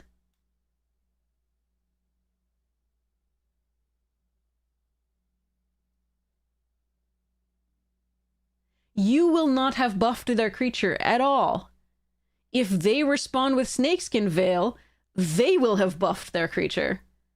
If their creature has repartee and they play an instant or sorcery spell targeting their creature, they will have buffed it. If you have a repartee critter and you play a removal spell on their critter, whether they protect it or not, your spell was still cast, so you're pumping your critter as well, or doing whatever it is your repartee critter is doing.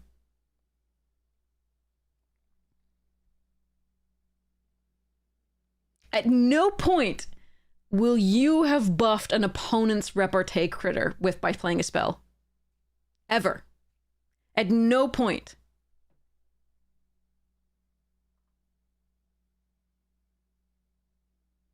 No. No, the repartee ability isn't going to... No repartee ability in this set goes, pump my opponent's creatures. There's no repartee ability that says, I will give target creature on my opponent's board, like, you know, +1/+0, unless you choose to target it.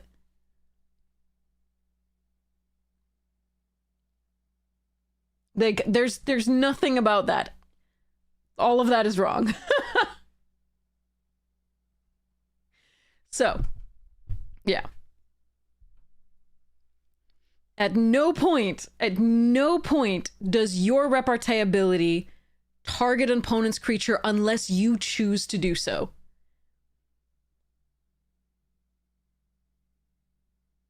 Yes, exactly. If I target an opponent's creature with a 3 damage with lightning bolt, and they give Snakeskin Veil to it, they buffed the creature. I didn't buff their creature.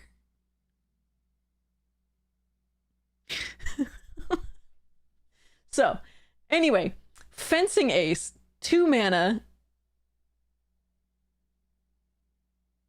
No. That doesn't, no. This creature always refers to the creature that it is talking about. Like, this creature means Ink-Shape Demonstrator. Whenever you see this creature on a card, this creature is the card that it is literally, like, the words exist on this card. This creature gets +1/+0. If you say, whenever you cast an instant or sorcery spell that targets a creature, that creature gets +1/+0, then it's specifically the pronoun that is referring to the creature that you targeted. So, the demonstrative pronoun, this, that, these, and those. Older cards would have repeated the name, but since we have giant tomes of words on our cards these days, they simplified it, and they now use the pronouns.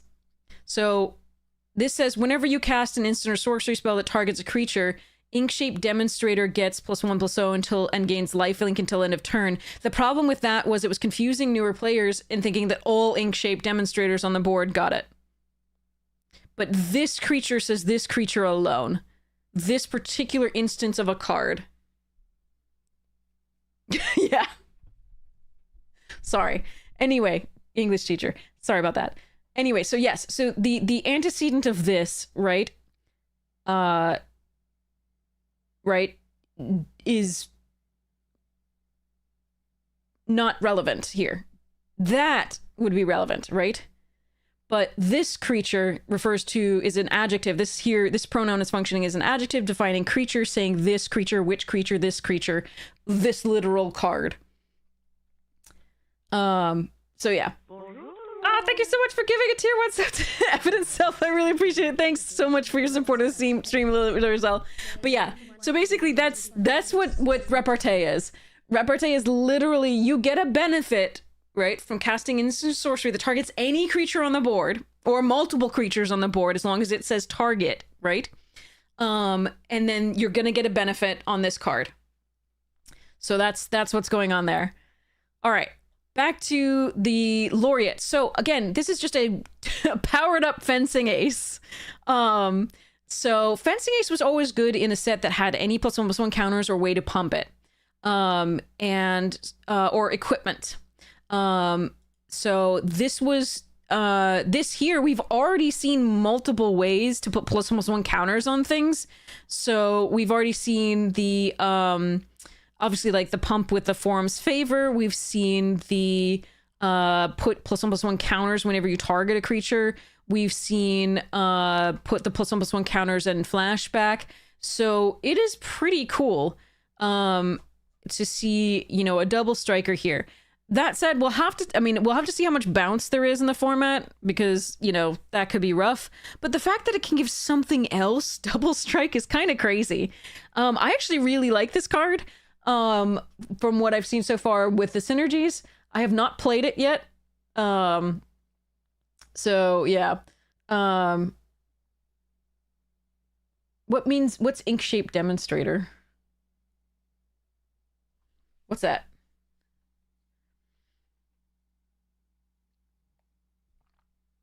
Am I forgetting a card? But yeah, so this is a very good card. I like this one. So I'm going to give it a B/B plus. You have to have a deck that really maximizes it, but I do think it's pretty easy to put +1/+1 counters on things and make them bigger, but I also just think a dad joke. Got it. So target creature gets +1/+1, gains double strike until end of turn, can just really crush things. So I really like this card.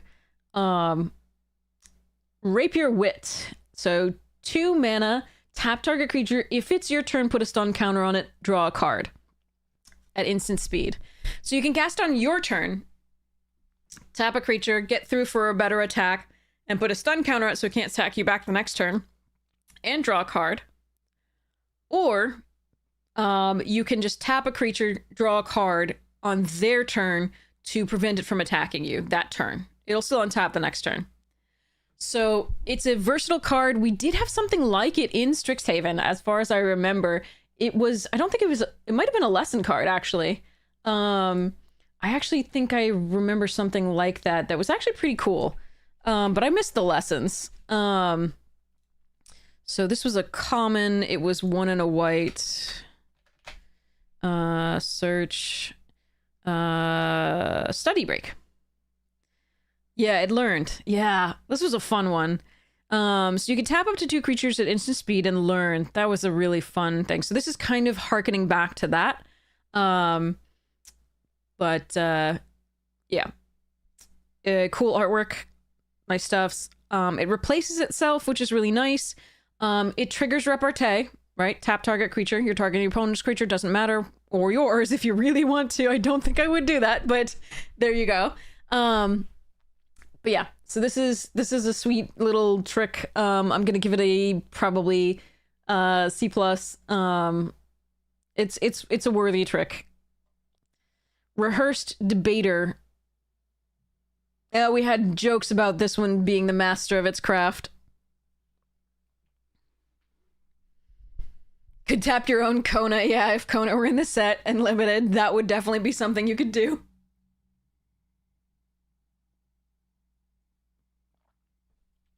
Yes, repartee doesn't have to be a single target and doesn't have to be your creature you control. So, 3 mana 3/3. So this is a Vigilant 3/3 for 3, which is a fine ROI in limited these days. And it has repartee, right? This creature gets +1/+1 until end of turn, which makes blocking really difficult against this because they have to figure out whether you have, you know, something to cast, right? That targets a creature. So it can become a 4/4 at that point. So it's interesting. No worries. No worries. It's fine to like be like, okay, this is good in X, Y, or Z format. I can't. I have to clarify sometimes. Just so people are like, oh, I could do X, Y, or Z, like Kona, and they're like looking through the set for Kona for days. But yeah, it's a fine card. It's a C+. It's perfectly runnable. Shattered Acolyte is excellent. This is a very good card. So this is a 2 mana 2/2 lifelink, which in this set, again, there's a lot of lifelink synergies, but you can also sacrifice it to destroy target artifact or enchantment. And we've already seen an enchantment that we just want off the board. We really don't want somebody having primary research on the board. That's just annoying and go away. So again, just a useful, versatile early 2/2 bear with lifelink. And then, you know, has that extra, you know, sacrifice, destroy target artifact or enchantment. Now, I think the reason they made it cost 1, as opposed to being like Kami of Ancient Law, where you could just sacrifice it any time to destroy target enchantment, is that and there's also another one that does artifact or enchantment. I think they made it 1 because of the lifelink. I think that would be too much of a little bit power creep if you added the lifelink and made it free. So I do like this card. I think this is a B-. I think it's a, you know, really nice card that synergizes with a lot of things.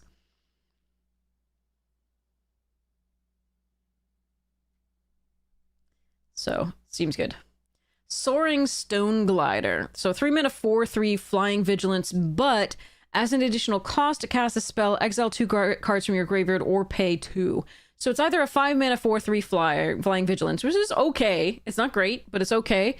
but sometimes this is actually going to be exactly what you want to do.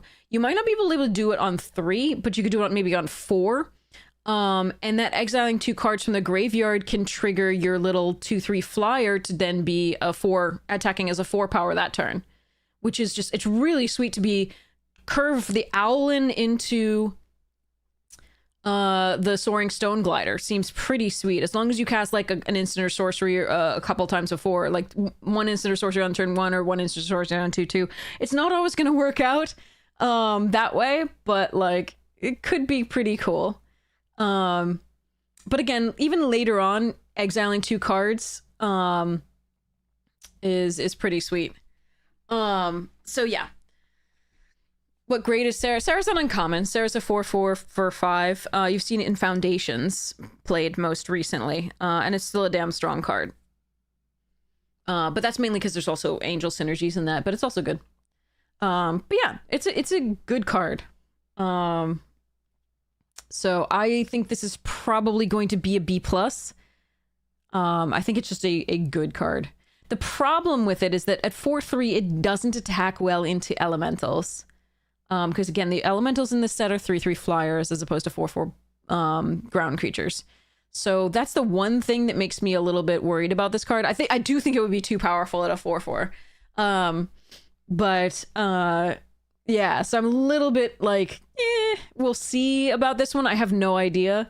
I have not seen it played. It was not played in our Shuffle Up and Play episode, and I didn't see it prior. So, right now I'm tentatively going to give it a B+, but that could go down to a B depending on exactly how easy it is to produce the flying elementals and other flyers. Obviously the Inklings, it chomps them all day. That's great. All right, Spirit Call Enthusiast. Okay, this is really key. Okay, so Spirit Call Enthusiast is a 3-mana 3/3, again, fine ROI, but it doesn't enter prepared. It becomes prepared, and it can do it again and again. So whenever 1 or more tokens you control enter, this creature becomes prepared. So as long as you can put an Inkling token into play, or an Elemental token, or anything like that. So take a look up here. We had the 3/3 that puts an Inkling token into play when it comes into play. Where's our baby? Our Glyph Mage here, right? This creates a 1/1 white and black Inkling creature. So if you follow that one up with this, right, then it becomes prepared. This will become prepared, and then anytime it becomes prepared, you can do the 2 mana to give 1 or 2 target creatures each get +2/+2 until end of turn. Maybe you trigger your repartee, maybe your blah, but as long as those tokens are entering, you can keep doing this. So, it is very, very fun. Hey, Snuggo!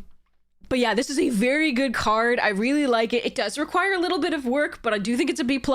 There's a lot of,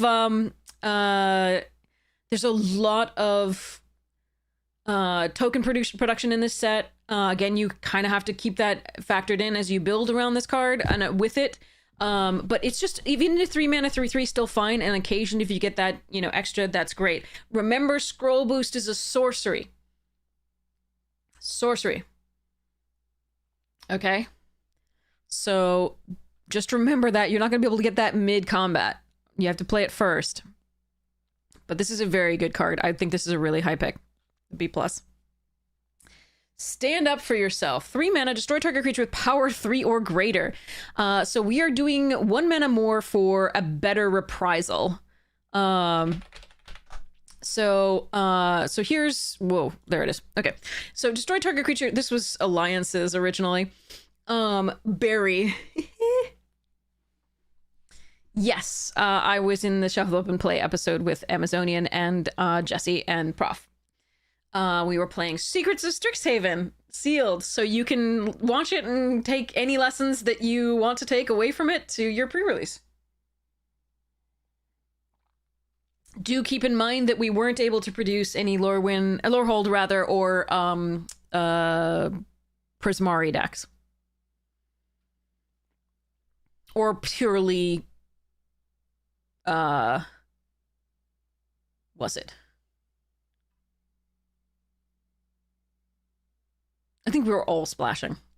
But yeah, so this is Reprisal. Bury target creature with power 4 or greater, right? Berry means it can't be regenerated. But since then we've had, various versions of this.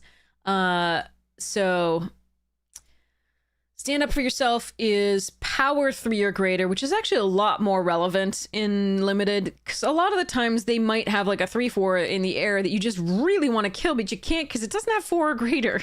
So this is for 1 more mana, a little bit more versatile, and again, an instant speed, really nice.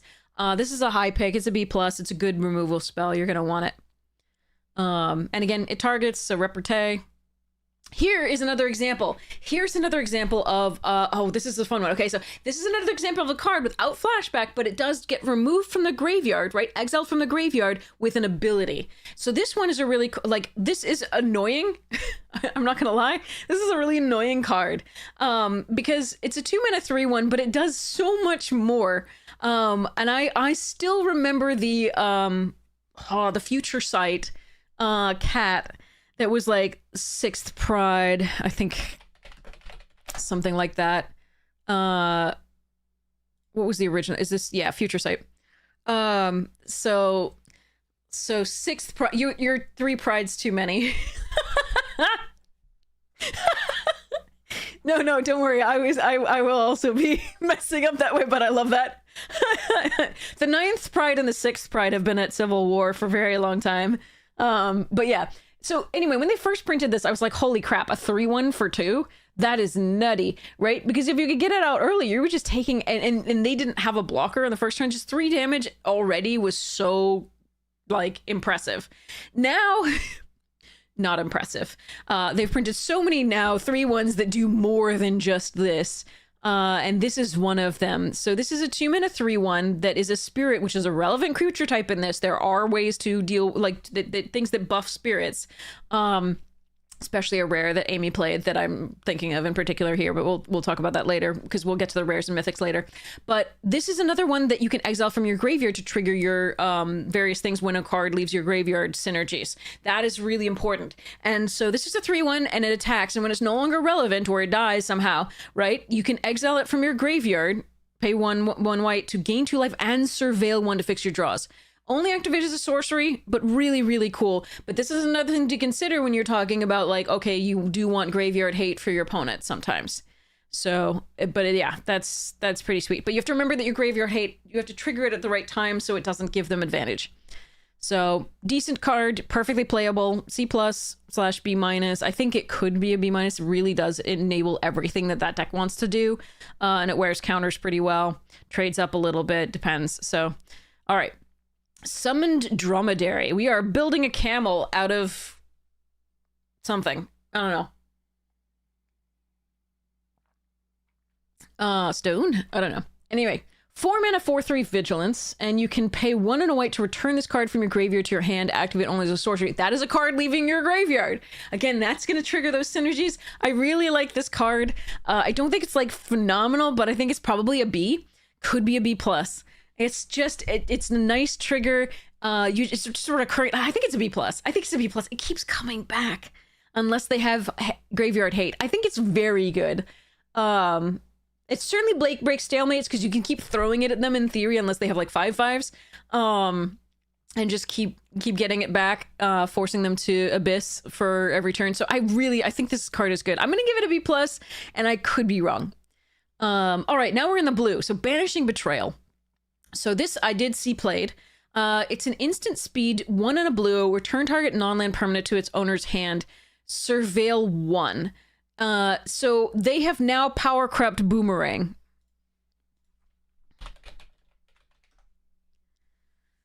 So this is Boomerang. First printed in Legends. Check out that art. We're building that camel out of spare horse parts. So this is Boomerang. Return target permanent to owner's hand. Enchantments on target permanent are destroyed as they are. Just, we know they do that when they leave the battlefield. So that is Boomerang, the original Boomerang. It was 2 blue to do this. Now we have it for 1 and a blue. Return target non-land permanent to its owner's hand. Boomerang can in fact hit lands. But we've never been able to hit lands since Boomerang. So I totally understand what yeah. That's a good point. Less relevant, but a very good point, Frederick.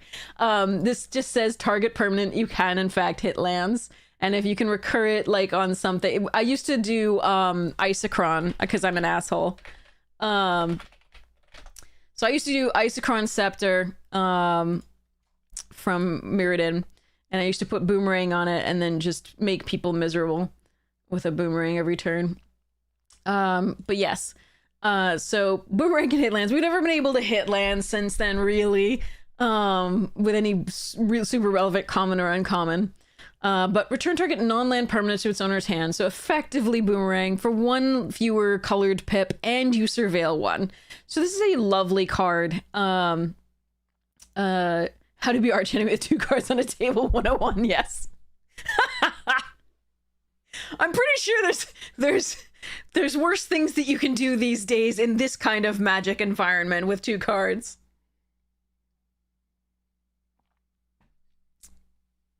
Many things are coming to mind. But yes. So this is a good card. It's a good removal spell. Obviously it's more expensive than Unsummon, but Unsummon can only target creatures. And so this tends to be what blue gets these days as far as, you know, a bounce spell, but it gives you a little bit of extra value. And again, it can target any non-land permanent, and that is important. You can target your own. Always remember you can target your own. That's very important if you want to reset something at the end of their turn to be prepared again. Very important. So a very versatile card in this set when we have a lot of ETBs that matter, especially with the prepared. So, and the Surveil one to fix your draw is just really, really nice. So again, I think this one is going to be like a B-. It's /B. It's just a nice card. But again, since everything does have ETBs, bouncing their creatures is a little bit rough.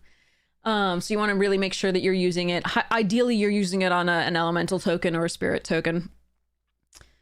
And don't have to use it on one of their things that comes back into play and poops out more creatures.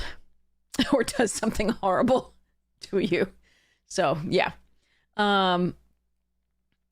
You run away, helpful hunter before it gets killed to save the kitten. Yeah, I mean, save the cat. It's a reason it's a thing in screenwriting.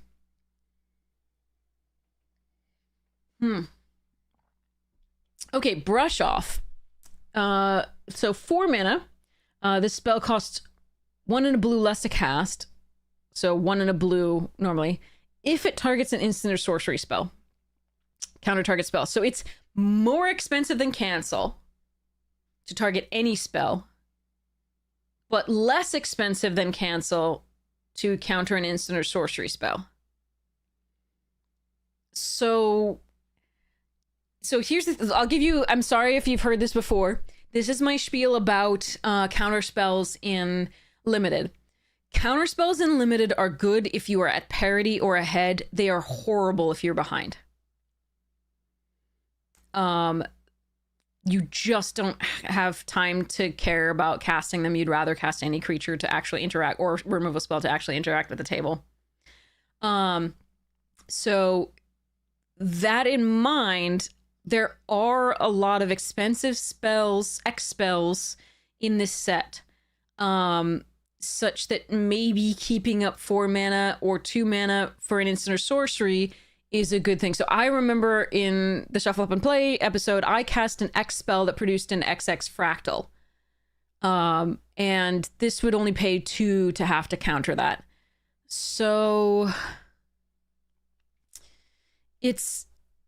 I can see myself running one of these in a blue deck, potentially, but I'm not super happy about it, as I've never been super happy with counter spells. And I'm even less happy with this against a white deck, because the white decks with the repartee is going to trigger whether that resolved or not. So whether I counter that spell or not, it was cast. And so the repartee will trigger. So that's one of the things that you have to keep in mind about the counter spells here is, again, if you're countering an instant or sorcery spell, that instant or sorcery spell may have targeted a creature, and then their repartee triggers and you don't get to do anything about it, is basically the thing. So, yeah. Worth considering. I don't know where to rank this. I'm going to go B- /C+. I know some people are higher on counter spells and limited than I am. But yeah. Oh yeah, negate in original Strixhaven was good because again, Prismari was very, very strong and it relied heavily on huge spells. And we can take a look at that like in the rest of this set too. But again, I just 4 mana is way too much to get just a counter spell. It's too easy to play around. It's also, yeah, I mean, again, when you're ahead, great. If you're at parity, maybe, sure. But if you're behind it all, ugh. All right. Campus Composer, because they don't have to add to the board. They don't have to do anything. Anyway, Campus Composer, 4 mana, 3/4, Ward 2, enters prepared. And here's that way to cast at uncommon the 3/3 blue, red, and red elemental creature token with flying. So, so we've got 5 mana to make that. That's pretty sweet. I like this. I think this is a B+. This is a good card. Yeah, I mean it's hard to interact with earlier, and then you can also get value later with this create the 3/3 flyer. And that's again these 3/3 blue, red and blue elementals are why I was slightly hesitant about the 4/3 flyer here. A little bit more hesitant than the thing. It is a merfolk. It's a bard too. So yeah, Prismari tends to be like painters and bards and things like that. All the artsy folk.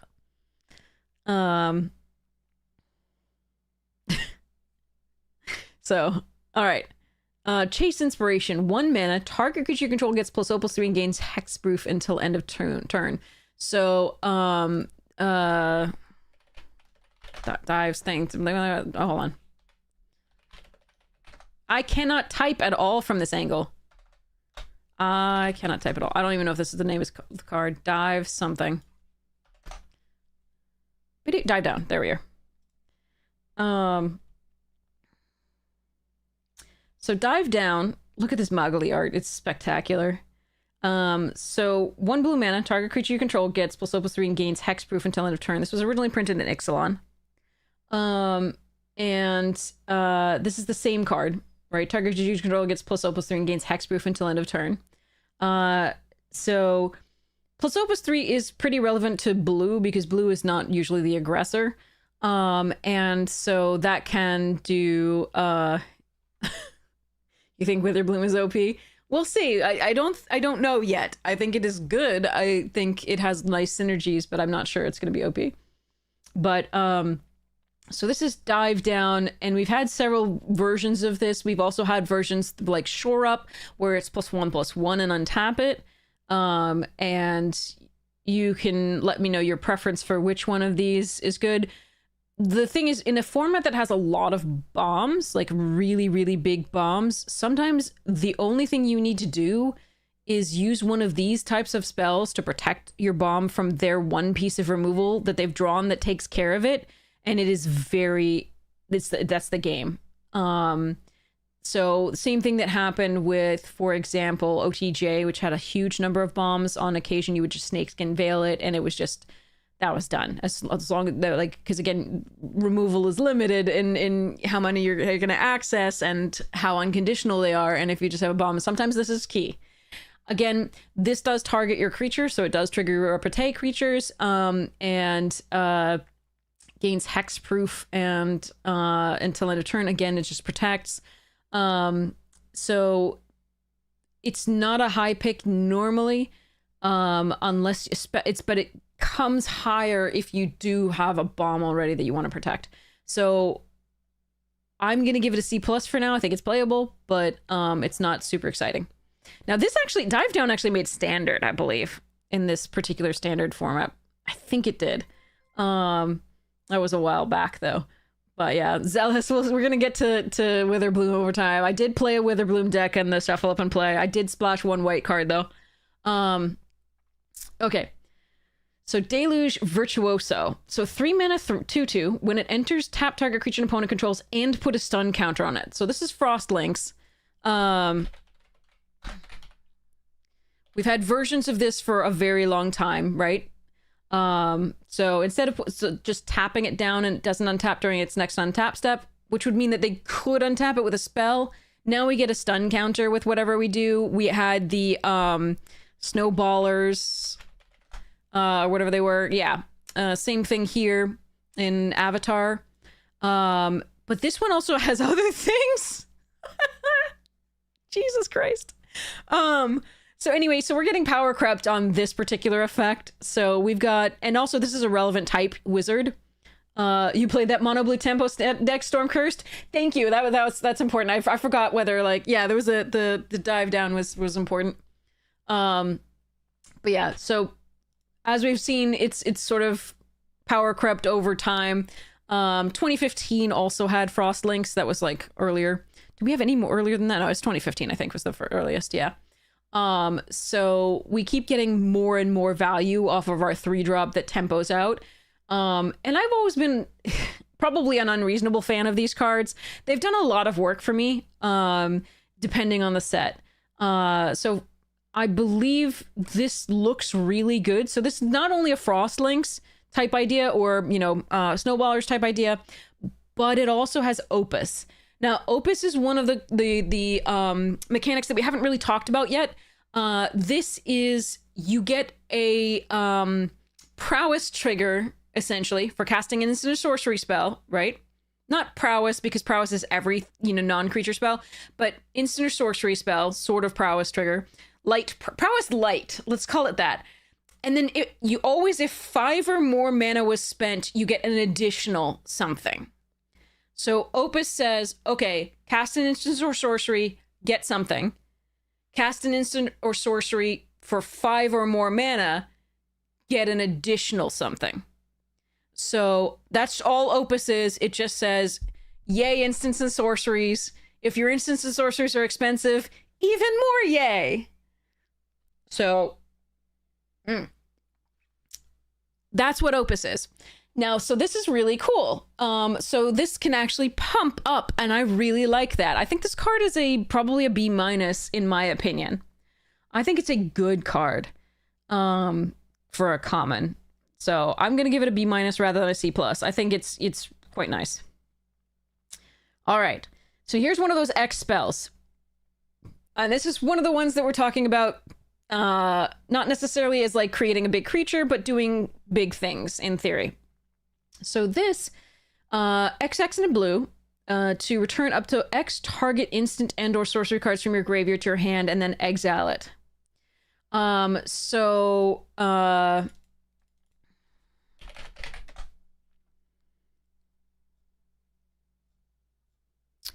Where's my memories? Ba-da-boo-boo. There's a lot of memory cards, more than I remember. Ha ha ha ha. Sorry. Ugh. Go.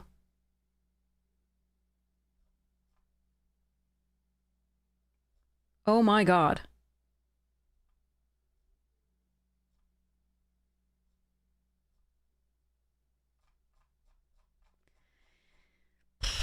What is it? Okay.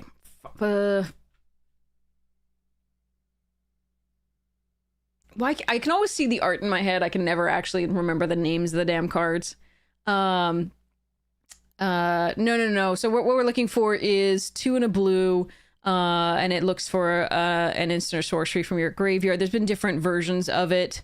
Not commander. We want this. We want 2 and a blue. And then we want text, type line sorcery. We want uncommon search. There's going to be way too... Okay, here's Call to Mind. That's one of the ones. So return target instant or sorcery card from your graveyard to your hand for 3 mana is something that we've seen lots of times before. There's various versions of this card. Some of them have flashback for like a lot. Some of them do have flashback for red or like so on and so forth. So... but you can see that that's the heart of this card, but this is an instant. So basically, if you pay 1 and a blue, so 2 and a blue, just like this, you get to return 1 target instant and or sorcery card from your graveyard to your hand, right? So this is essentially Call to Mind at instant speed at its, worst case. At its best case, so 5 mana gets you 2 target instant or sorceries cards from your graveyard to your hand at instant speed. That can be very valuable for your recurring removal in limited, or just recurring against some of the bigger spells. The best case scenario for this were the older Prismari cards, where you could discard them to create a token. Give me 1 second to advance here. We had red, blue, we had Strixhaven, School of Mages. It was like 7 mana. It was a common search with these options. There it is. Elemental Masterpiece. So this was a really, really cool card because you could, if you couldn't cast it because it's 7 freaking mana, you could discard it, right, to create a treasure token. And that ramped you into your other spells. And in the meantime, it was in the graveyard, and that actually mattered because you could recur stuff from the graveyard.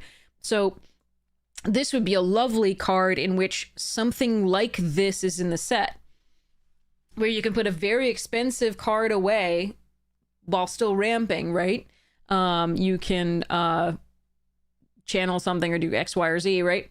To do this. So later. So we'll see what else we have for this. I don't remember the set. Well, again, I've read it all once. And I've seen some of the cards plays, but none of us played Prismari decks at the time. So so this is Divergent Equation. It is a cool card. I think that in certain circumstances, in certain decks, they will want this. In other decks, it'll be a little bit too slow. The speed of the format will dictate how good this card is. And I don't know exactly how fast the format is just yet. Original Strixhaven was very slow. Could be very slow. There were a couple decks that really just got out of hand really quickly, so you did have to play around those a little bit, but overall it was a slower format. So cards like this would be very good. Right now I'm going to give it a B, but it could B minus actually, but it could really, really heavily graduate up. This is one of the ones that has like a super high ceiling, especially if the format is slow. All right, Encouraging Aviator, 3 mana, 2/3 flyer. Whenever whenever it attacks, it becomes prepared. So it doesn't enter prepared, but whenever it attacks, it becomes prepared. So you can keep casting Jump over and over again. And this Jump is, of course, talking about the original Jump spell, which was so sweet in its original printing and such iconic artwork. Loading. Okay, there we go. So if we look at the original Jump, I think I actually have... No, I have the beta version of this, I think, not the alpha. But this is the original Jump by Mark Poole, and it's such a classic. Such high fantasy, like, old art. Sorry. Okay, anyway. So you get to cast Jump over and over again. Target creature gains flying until end of turn, and it's instant speed, which is pretty sweet.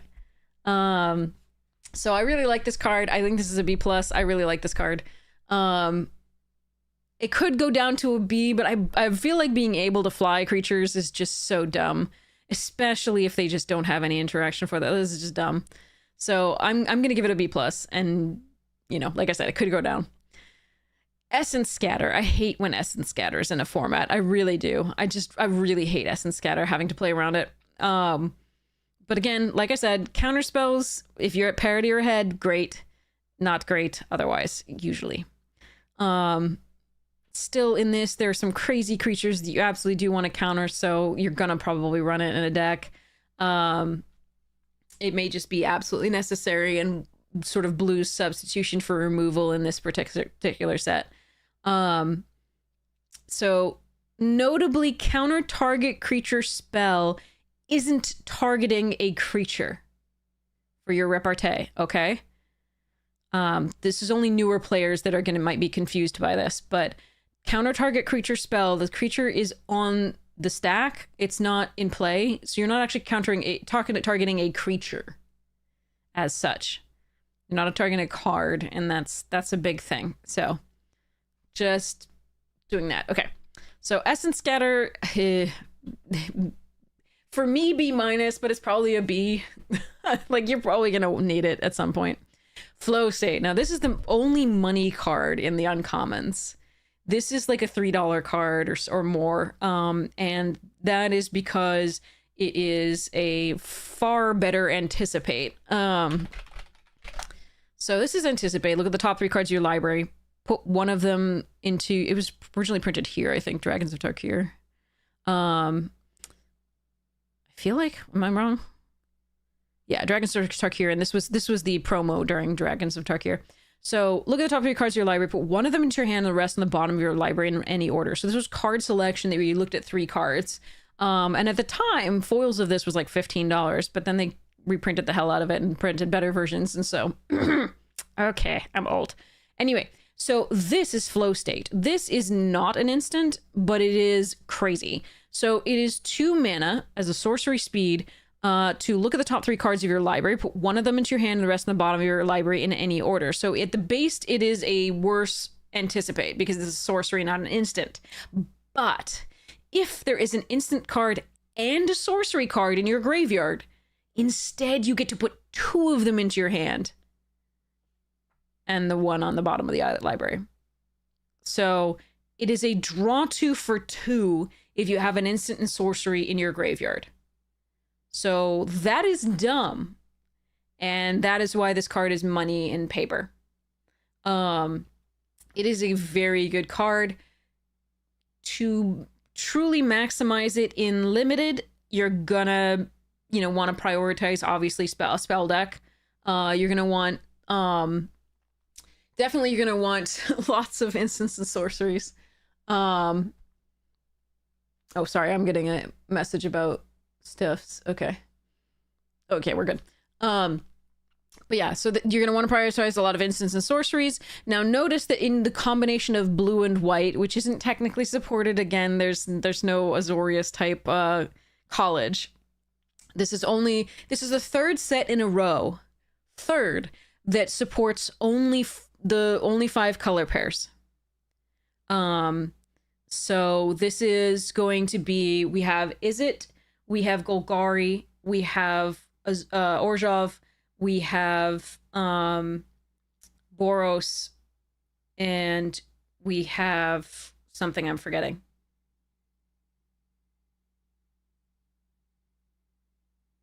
But yeah. Otherwise known as Witherbloom, Lorehold, Prismari, Silverquill, and Lorehold. I forget if I said that already. Anyway, 5 of them. But Azorius isn't one of them. But one of the things that you could do with this Flow State is instant a sorcery card in your graveyard, instead put 2 of them. It's pretty easy to be able to play creatures with spells in the white if you prioritize this other uncommon. Where'd it go? Oh, Group Project. So Group Project is a spell that does 2/2 blah. Quandrix and Simic. Yeah, Quandrix, thank you. Quandrix is the one I'm forgetting. I love Quandrix, so that's sad. I think in the original Strixhaven, whereas I used to win most with Silverquill, the ones I had the most fun playing were Prismari and Quandrix. So it's sad that I forgot Quandrix. You are absolutely correct. But yeah, Group Project is a way to create creatures and, impact the board with an instant and sorcery so that you can then have instants and sorceries in the graveyard to be able to draw 2 with this spell. So it's just interesting. We have Mouse, Otters, Fox, Squirrel, and Bat. Sorry, yeah. At least that one had all of them and you could cook. That said, the original Strixhaven, we often splashed, and we did in this, obviously in the sealed, in the shuffle up and play, we did splash as well. So it was interesting.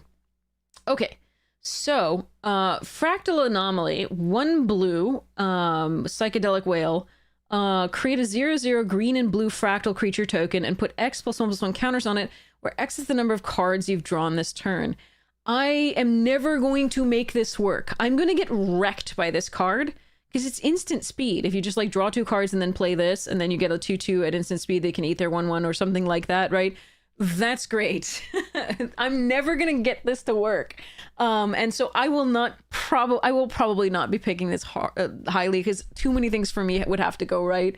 There's just yeah. I just don't know if I can get this to work. It's such a sweet idea. I feel like it's going to be really good in a constructed format, but too many things for it have to go right for me. So I'm going to probably rate this as like a C+/B-. It may go up in my estimation. It depends on how easy it is to draw cards in this format and take time to do that. But yeah, and draw cards, especially on opponent's turns, such that you can maximize this as an instant and surprise them. But yeah, we'll see. But 1 mana 2/2 still not bad. But again, drawing 2 is sometimes hard, and getting this and the draw 2 effect is, yeah. So fractalize, X and a blue. Until end of turn, target creature becomes a green and blue fractal with base power and toughness each equal to X+1.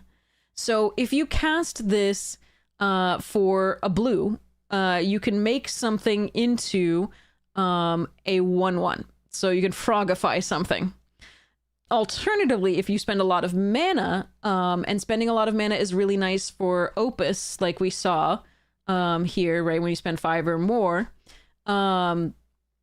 you can make something into, so you say you spend 5 mana total and you get 4 for X, you can make something into a 5/5 base power toughness.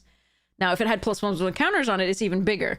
But I think this is a really lovely trick. I think this is a really high priority for me. It's probably a B+. I think this is a really nice trick. It's got a lot of versatility. If you need to minimize something of theirs, that's great. If you need to maximize something of yours, also fun. I can also see some time happening where they don't block a pest, and oops, that pest is suddenly thick. So yeah, seems good. Homesickness. Okay. So this is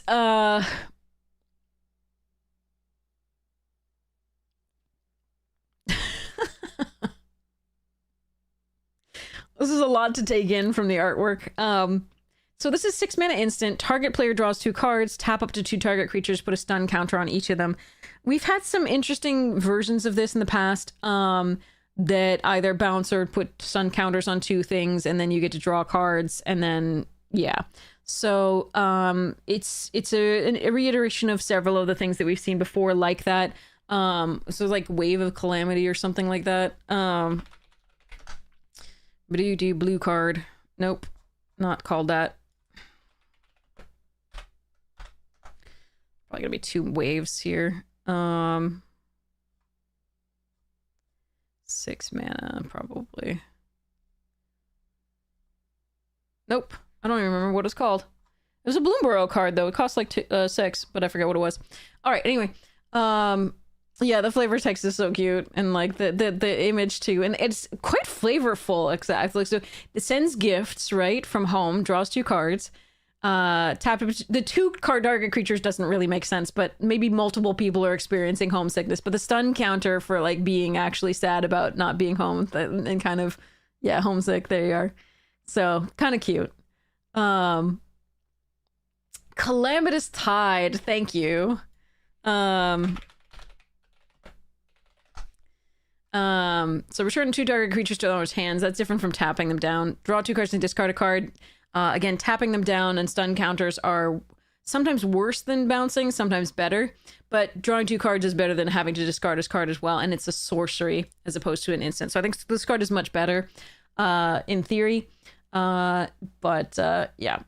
So again, I don't really want more than one of these at top end, but it's a sweet card. So I think it's probably a B. Could be a B-, but I think it's a fun one. It can really tempo out the game, especially you get that draw. Hydro Channeler, 2 mana. Here's another merfolk for you. 1/3, add blue. Spend it only to cast an instant or sorcery spell. We've definitely had that before. That has been in, I think it was Ixalan mostly recently. Was it Ixalan or Dominaria United?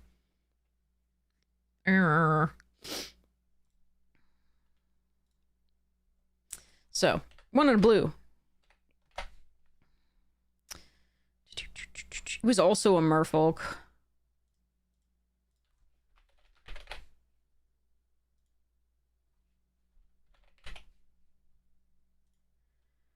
common. There's gonna be a metric ton, but I think I should recognize the card art.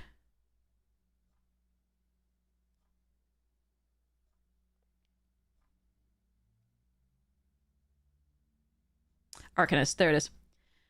So we had something similar like this. So 2 mana for a 1/3. It only added colorless rather than a blue. So that's really, really interesting. Oh, it was also in Diamond Area. That's why I was... Okay. Not an Ixalan, though. Okay. So Arcanist is the same idea here, but this one also can tap and filter. Add 1 mana of any color, but again, to cast an instant or sorcery spell only, not creature. So in the Spells Matters deck, these were quite strong. So it could really do a lot to make things difficult for your opponent, because you could ramp into some cool stuffs. So yeah. So it depends on exactly how many instants and sorceries you're casting, but again, Quandrix in particular, like I said, produces creatures with spells a lot of the time. So that and also the 1 white thing we saw earlier. So again, that can actually be more versatile than you think it is at first glance. Like, you're like, okay, I'm only running X instances of sorceries, but you realize you're actually running quite a few more because you're producing creatures with them. So good stuffs. A power crept Vidalian Arcanist, yeah. Arcanist. Okay. So decent card. Again, like a C+, can be up to a B- in the right deck, but yeah. But it can also fix your mana to, you know, cast spells of other colors, instant or sorceries of other colors. So 2 mana, 2/1, enters prepared, draw 2 cards for 5. That is very useful. I like this card.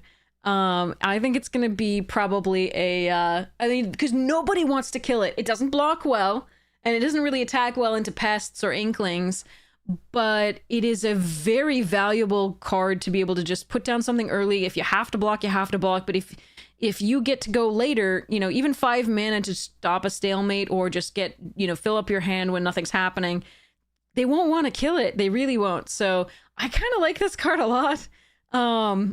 So I'm going to, and again, this is the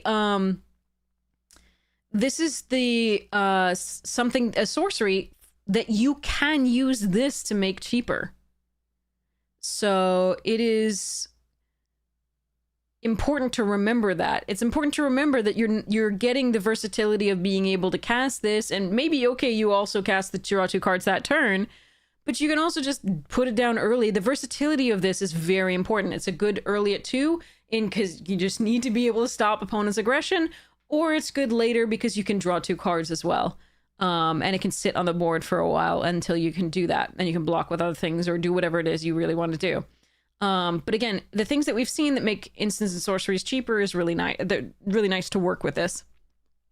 So yeah, I think it's a fine card. I think it's probably I mean, I want to give it a B-. Honestly, I think this card is good. Matter Bending Mage. Mana War, eat your heart out. We did play with this in Shuffle Up and Play. So this is a 3 mana 2/2. When this creature enters, return up to 1 other target creature to its owner's hand. That doesn't have to be your opponent's creature. It can be your own. So you can reset your own creature.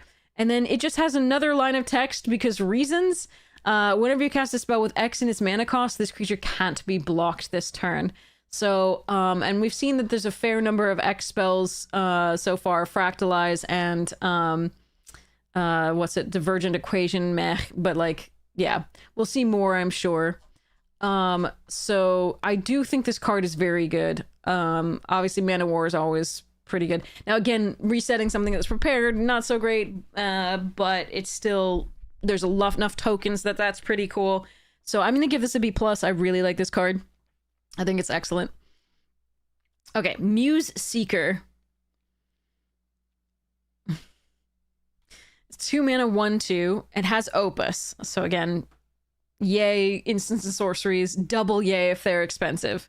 So whenever you cast an instant or sorcery spell, draw a card, then discard a card unless 5 or more mana was spent to cast that spell. So you can either loot for a cheaper instant or sorcery, or you can just draw a card when you cast a more expensive instant or sorcery. So again, given that a lot of the things that in Quandrix are instant and Prismari are instants and sorceries that do impact the board, this is a very good card. So I'm going to call it probably a B+. I think this is just a really good card for enabling everything you want to do in those decks. Muse's Encouragement. Here's a 5 mana thing that would trigger your Opus creatures. It's an instant speed, create a 3/3 blue and red elemental creature token with flying. That is a really crazy thing to surprise somebody with at 5 mana. You're going to want to keep in mind that this is one of the tricks available to your opponents if you're playing against an open board with 5 mana, that they can get a 3/3 and Surveil too. But again, this triggers Opus. It's perfectly playable card. I'm going to give it a B-. I think it's better than a C+.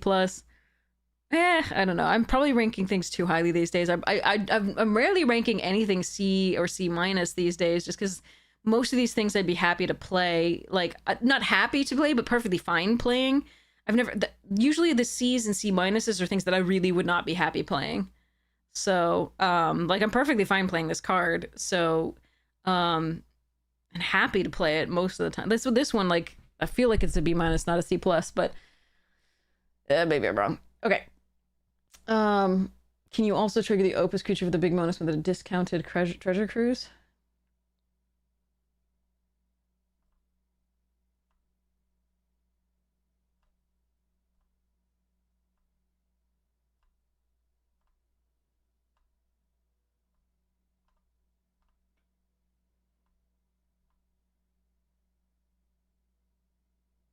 You actually have to spend the mana. I don't think the discount works, because that's an alternate cost, so you're actually only spending 1 mana to cast a discounted treasure cruise.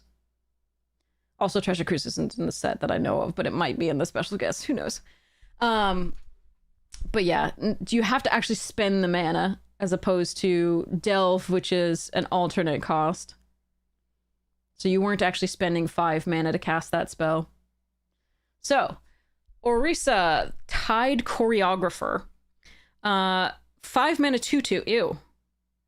Spell costs 3 less to cast if creatures you control have total toughness 10 or greater. When it enters, draw 2 cards.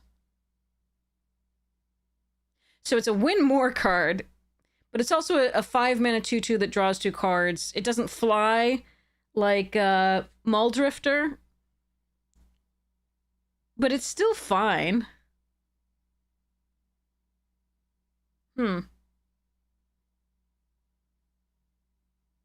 You think on what you think. Whoa, the camera. Okay, I gotta get cool down the camera and get more water. I'll be right back. You think about this. Let me know what your feelings are on this card.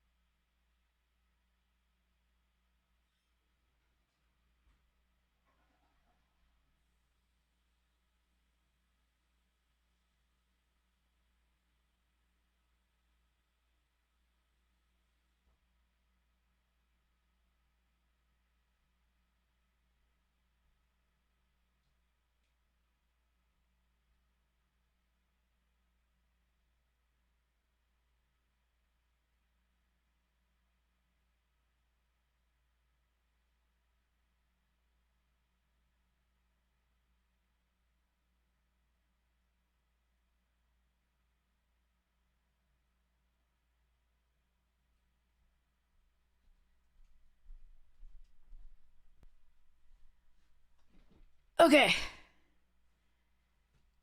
Let me restart the camera.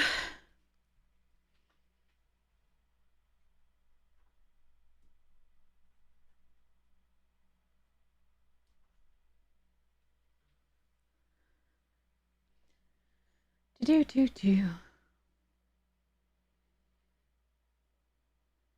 There we are. The tea is going, so I'll have to go get that, but I'm gonna be like a three-fisted drinker. I've got my seltzer, I've got my water, I've got the tea coming. Should be great. But yeah, what do you think of this thing?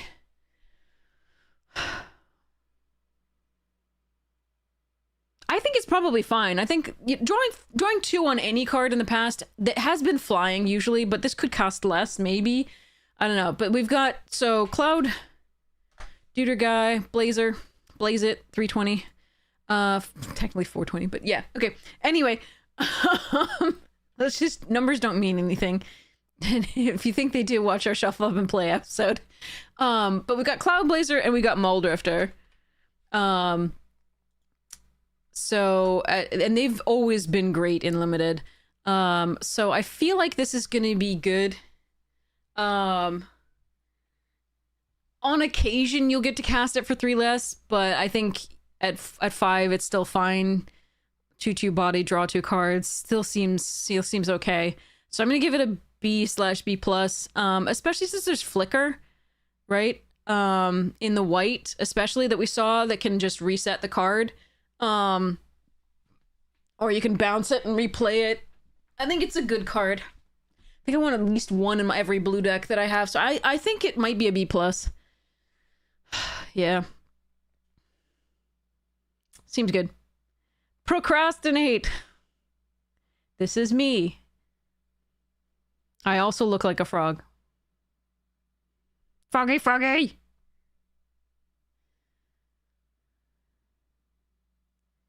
But yes.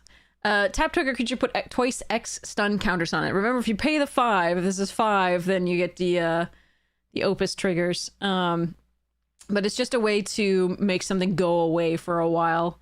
It is sorcery speed, so you can't stop something from attacking, but yeah. So we definitely do this. Yes, since your battlefield is stun, exactly. So again, to twice X stun counters, so this is slightly different from the I think it was Dominaria United. Yeah. Okay. Blue, common, Domu, search, impede momentum. Hello? Come here. Thank you. All right.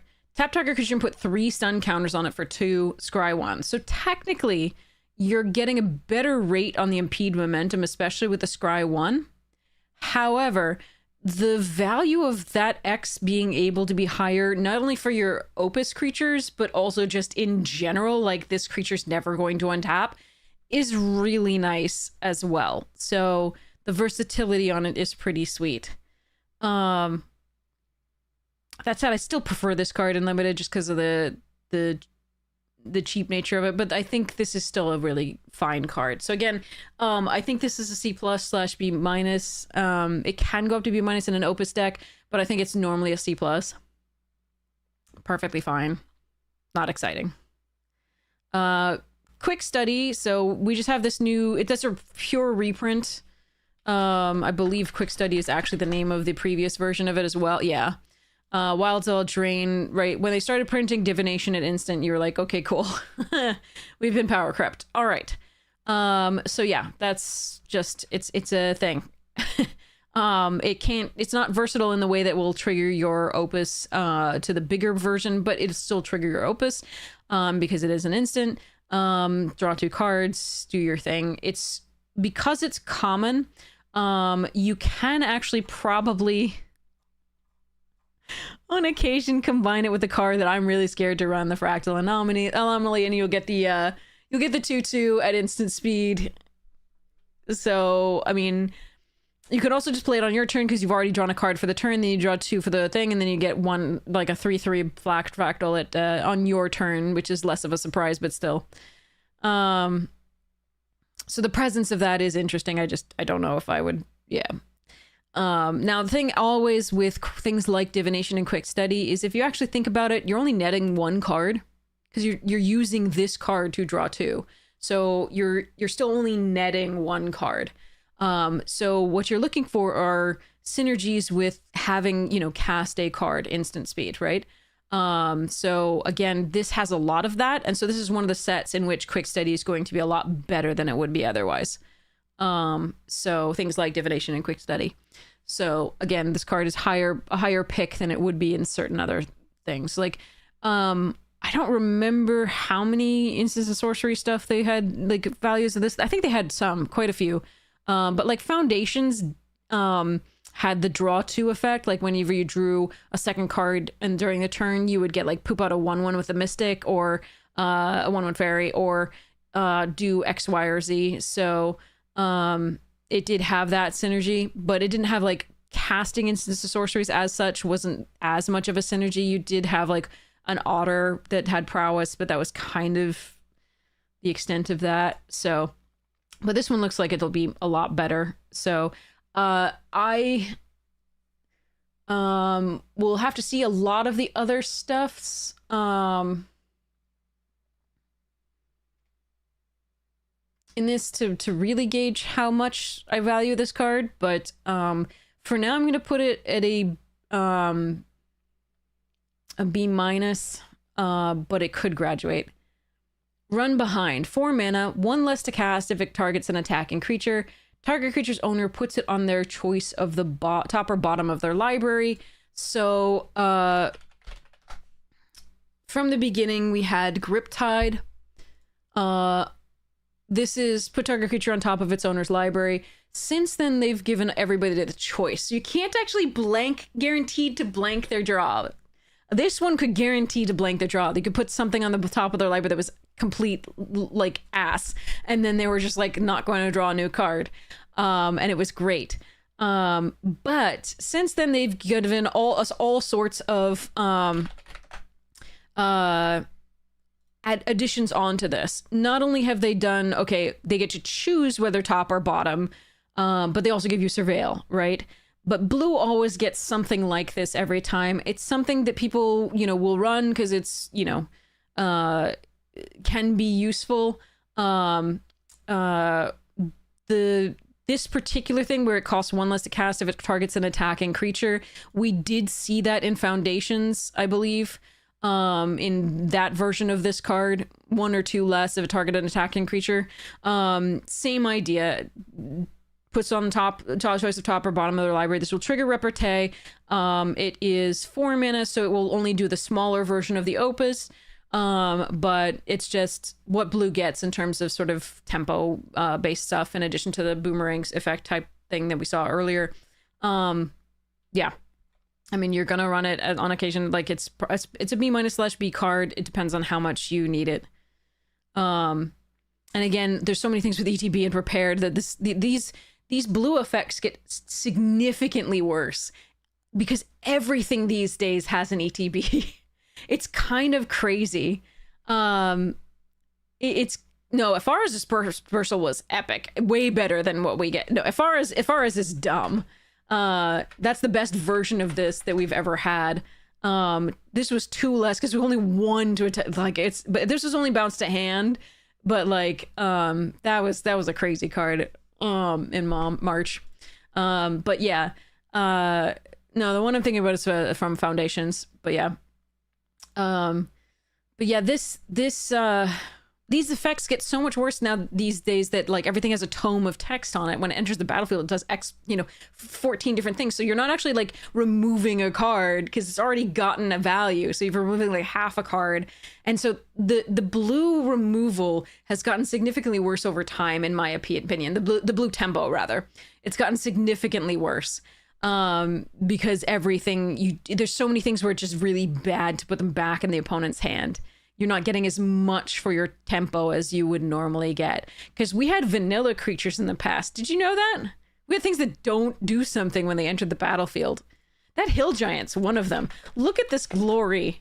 Look at this glory. Look at this. Look. you can bounce that, and it's great to bounce that. Sorry. Anyway, moving along. So, yeah, you're going to need to run it because that's what blue gets. But again, getting less and less exciting as things go crazy. Here's another prepared card. 4 mana, 3/3 flyer. That's a phantom monster with upside. So here was one of the original, like, crazy flyers.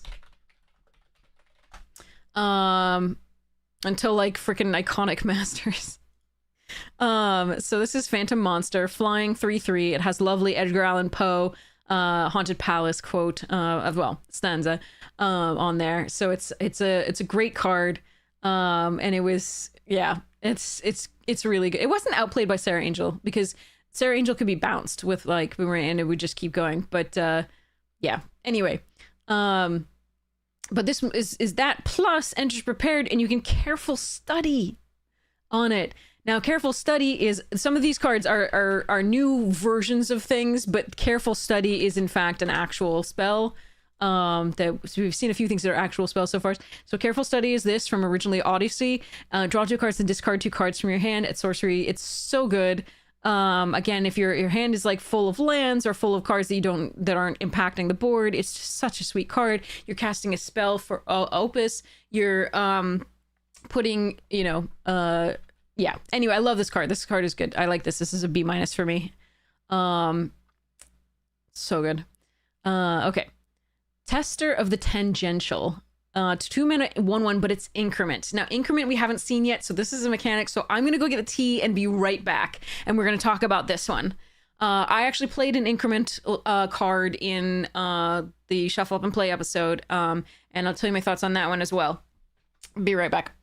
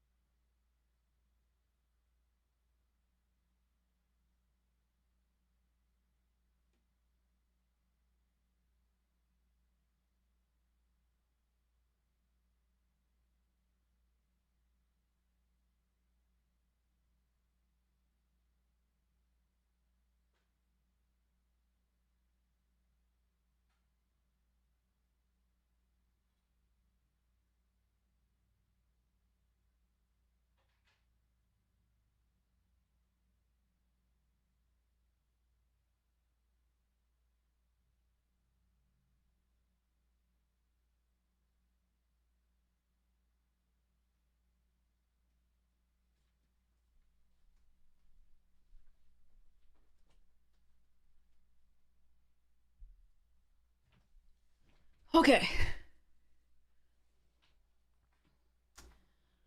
All right, so when the tag comes off your tea bag,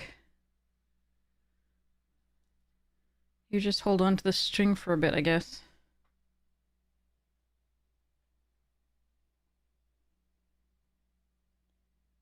All right, let that sit for a bit. Okay, Tester of the Tangential. So this is increment. Tie the string to the handle. Yeah, it's too much work. I'm just gonna rest it on the handle. Okay, so Tester of the Tangential is a 2 mana increment, 1/1 increment spell. So, for those of you who are really old like me, you may remember the mechanic Evolve. So, I don't think it'll actually give me an evolved creature if I type in evolve. So I'm actually going to go advanced and we're going to go for, no,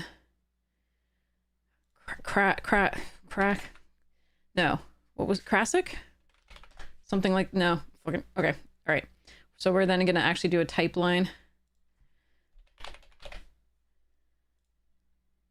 So Crassus, that's what it was. Okay. So, or Crasis, depending on how you do it. So Evolve was a mechanic that was sort of invented in Ravnica, Return to, and Gatecrash. So you can see that the gate crash stuff here and the dragon's maze is where you see the most of them. So evolve was a very seasoned. Yes, exactly. That's what I have too. That's the little moniker that we could have had. What was it? Untouchable, but I'm very touchable. From our lovely like win of the decathlon, but no. I wanted seasoned. I could also have Dauntless Drafter, but I'm not Dauntless either. I can be very daunted by Arena. Anyway, okay, so Adaptive Snatch. So here's the evolve. Whenever a creature enters the battlefield under your control, if that creature has greater power or toughness than this creature, put a +1/+1 counter on this creature. So if you put in a 1/4, this Anemones, when you already had a Snapshot on the battlefield, you would be able to evolve this by putting a +1/+1 counter on it, because it has this creature, the 1/4, has greater toughness than this creature. It was very confusing for a lot of people. But one of the better cards was this little Cloudfin Raptor, because anything you played basically was just going to put a +1/+1 counter on it. Me too. But so this is kind of the fixed evolve, and it also works on spells, not just creatures. This is increment. Whenever you cast a spell, creature, instant, sorcery, enchantment, artifact, whatever it is, whenever you cast a spell, if the amount of mana you spent is greater than this creature's power or toughness, put a +1/+1 counter on this creature. So this is a 1/1. So if you cast a spell that has 2 mana cost, whatever it is, this creature will get a +1/+1 counter on it. If you then cast a spell that has 3 CMC, it's not converted mana cost anymore. What is it called? Mana value, MV. Then it'll get another +1/+1 counter. So, everything is a spell except for lands, yes, but sometimes people get... sometimes there's 2 differentiations. People will differentiate spells from creatures, right? Non-creature spell, but like they're still... But sometimes for shorthand, they differentiate spells from creatures, even though creatures are also spells. So it can be confusing for newer players when they hear the 2 differentiations. So here I'm just saying a spell is anything here, right? Not just creatures here, right? A non-creature spell is still a spell, and a creature is also still a spell. But yeah. Anyway, so here we go. Plotting a card is a special action. Yes, exactly, yeah. Plotting is and using abilities is also like, for example, Unearth is not casting a spell. So things like that. Ninjutsu is not casting a spell. Sneak is, but ninjutsu is not.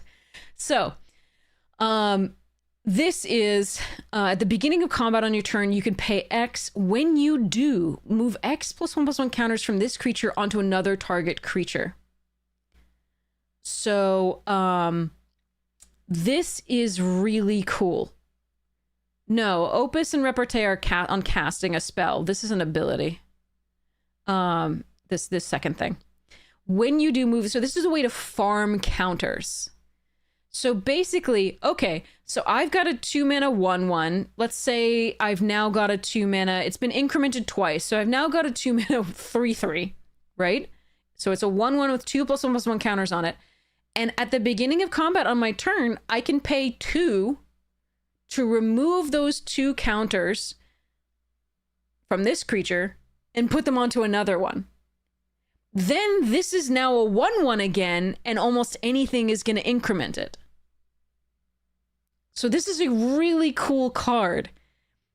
So the other time we've been able to, like, there's a lot of creatures that we've been able to move counters from them onto other things, right? Whenever a player casts a spell, put a +1/+1 counter on this creature. At the beginning of your upkeep, you can move for free. Obviously, this card is a rare and stupid.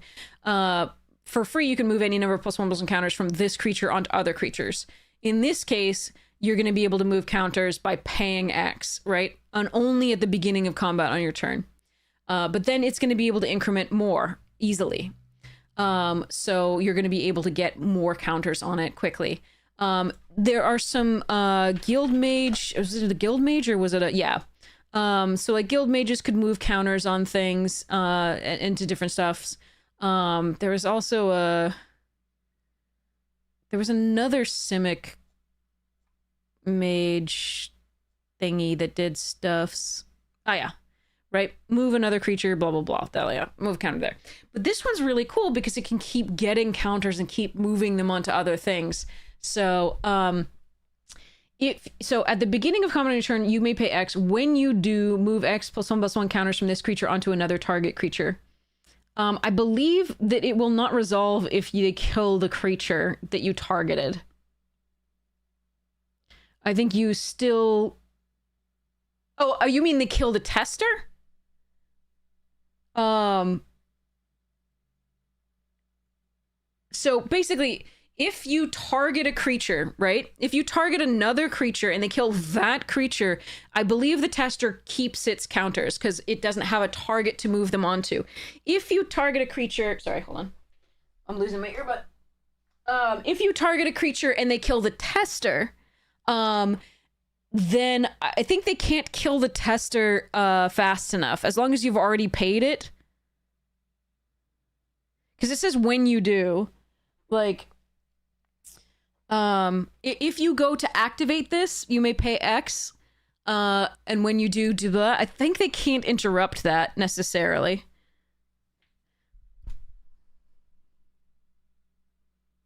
Yeah, I don't think, because they say this, I don't think they can interrupt it. The counters will shift whether or not they kill that.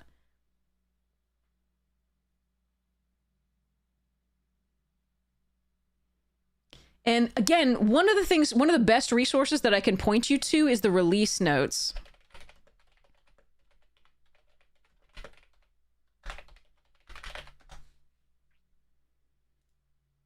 So here's the release. So basically you just look up, you know, Secrets of Strixhaven release notes, and it's going to give you this. And oftentimes it's going to discuss prepare, and it's going to discuss individual cards with those things, and it's going to discuss the mechanics, and each, you know, it's a lot of the questions that you have will be answered here as well. And you can also look up and see if they have anything on that particular card. So increment here, right?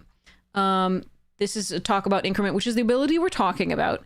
But they probably have a particular section on tester potentially. So if we go Control F and find tester, there it is. You don't choose a target for tester of the... Oh. You choose a target for that ability as it goes on the stack. Each player may respond to this triggered ability as normal.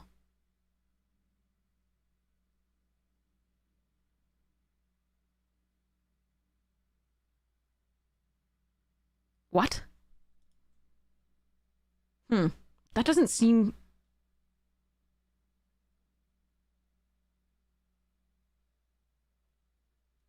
Okay, so you pay the X.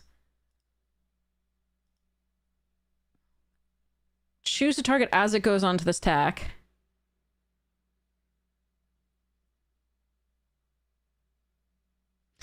This suggests to me that they can actually kill it in response. The way this is worded, each player may respond to this triggered ability. Because it'll be on the stack, and then you choose the target. If they kill the creature that you target, the counters will stay on your creature. But if they kill the tester, I think it does look like... If they kill the tester, it will die. And the counters will not go on there. That's what it looks like to me, but this isn't very clear. This would be a question for a judge, definitely. But to me, that's what it looks like.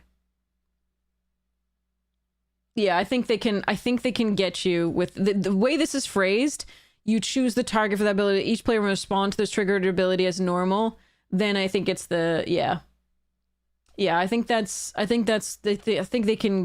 can crush this before you actually move the counters. Because I thought you had to target first and then, okay. Yeah. All right. I thought they couldn't interrupt this. Okay, but they can, it looks like. I think. So yeah, we'll see. Anyway, I really like this card. I'm going to give it a B+. It's fun. Textbook Tabulator. Again, increment, getting bigger and bigger. It's a 3-mana 0/3 to start with, but when it enters Surveil 2. So this is kind of, what they did here is they gave you a,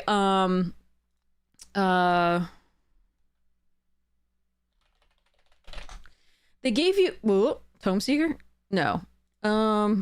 Omen something. Omen Speaker, open thing, what the...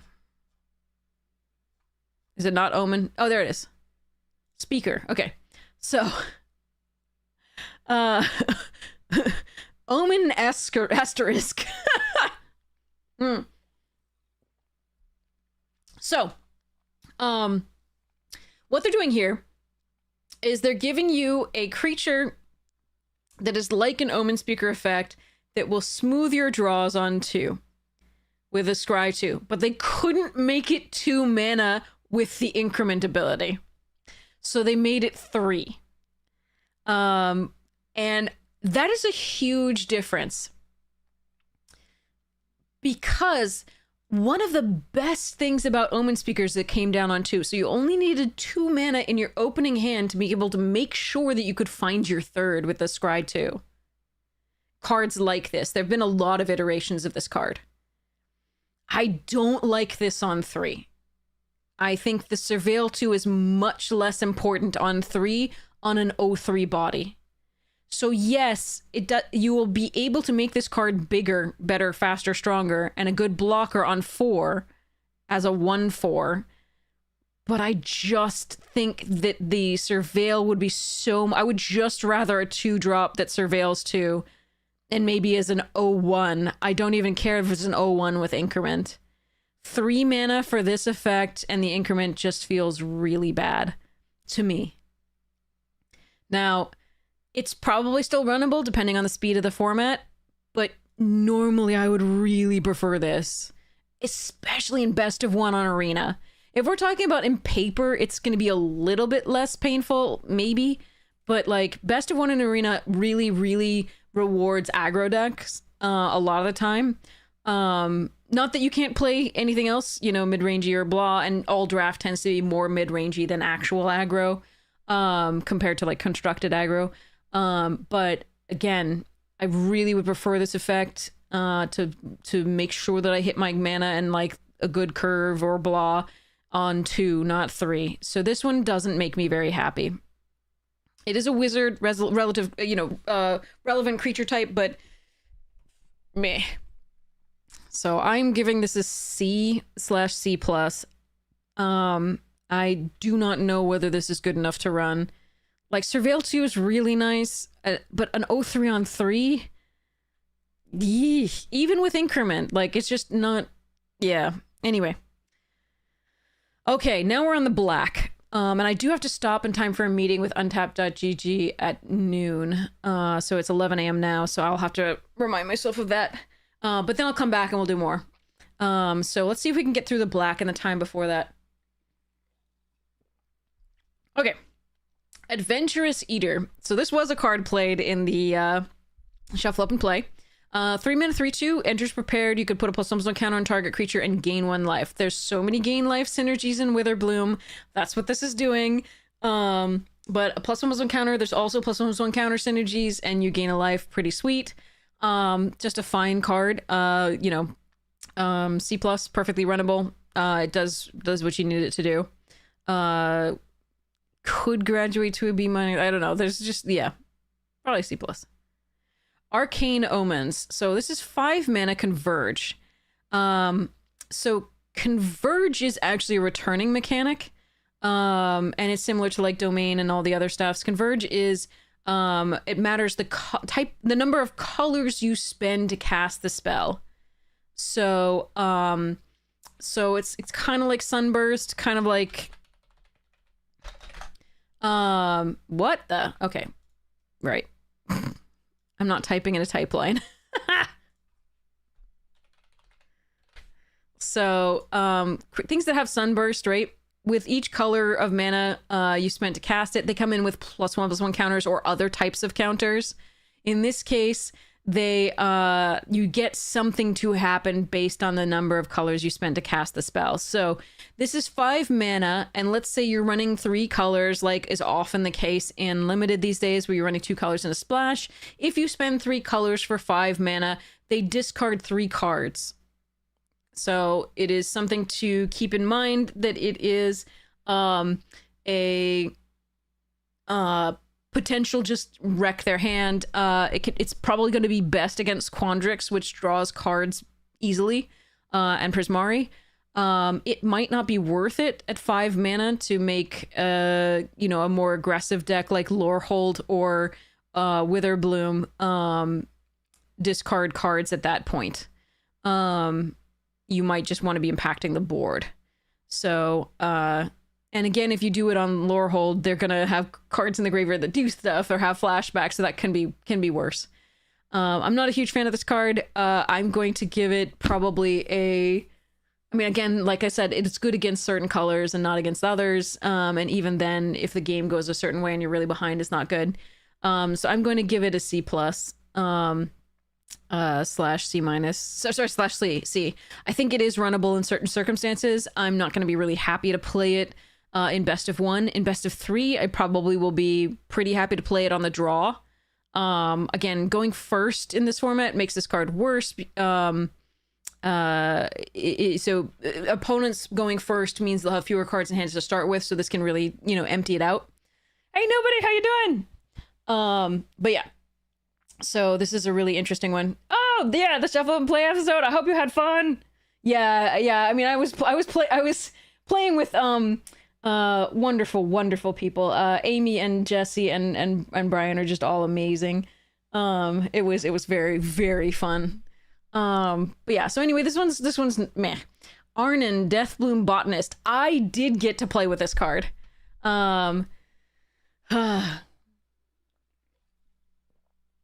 Go Summer. I did get to play with this card. This is an excellent card.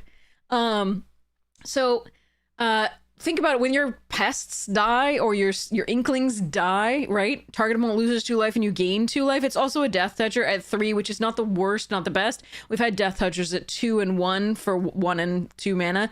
So it's yeah. But this extra ability is pretty crazy because oftentimes you're going to be suiciding pests in to gain a life, or do that, or they're going to be killing creatures, right? So it is pretty sweet as a card. I really like this card. I think it's probably a B/B+. I think it's a B normally. It gets really, really better in certain other things. So again, Lewin, so there's a lot of pests that you can make and things that you can do, and it's also a lose life, gain life stuff, so it's pretty sweet. I think Amy took out my Moseo, and that caused me this to drain her for 2. That was pretty sweet. All right, Burog Banemaker, 1 mana. Okay, it's adorable. And it's got a little eyebrow barbell. Shouldn't this be in Prismari?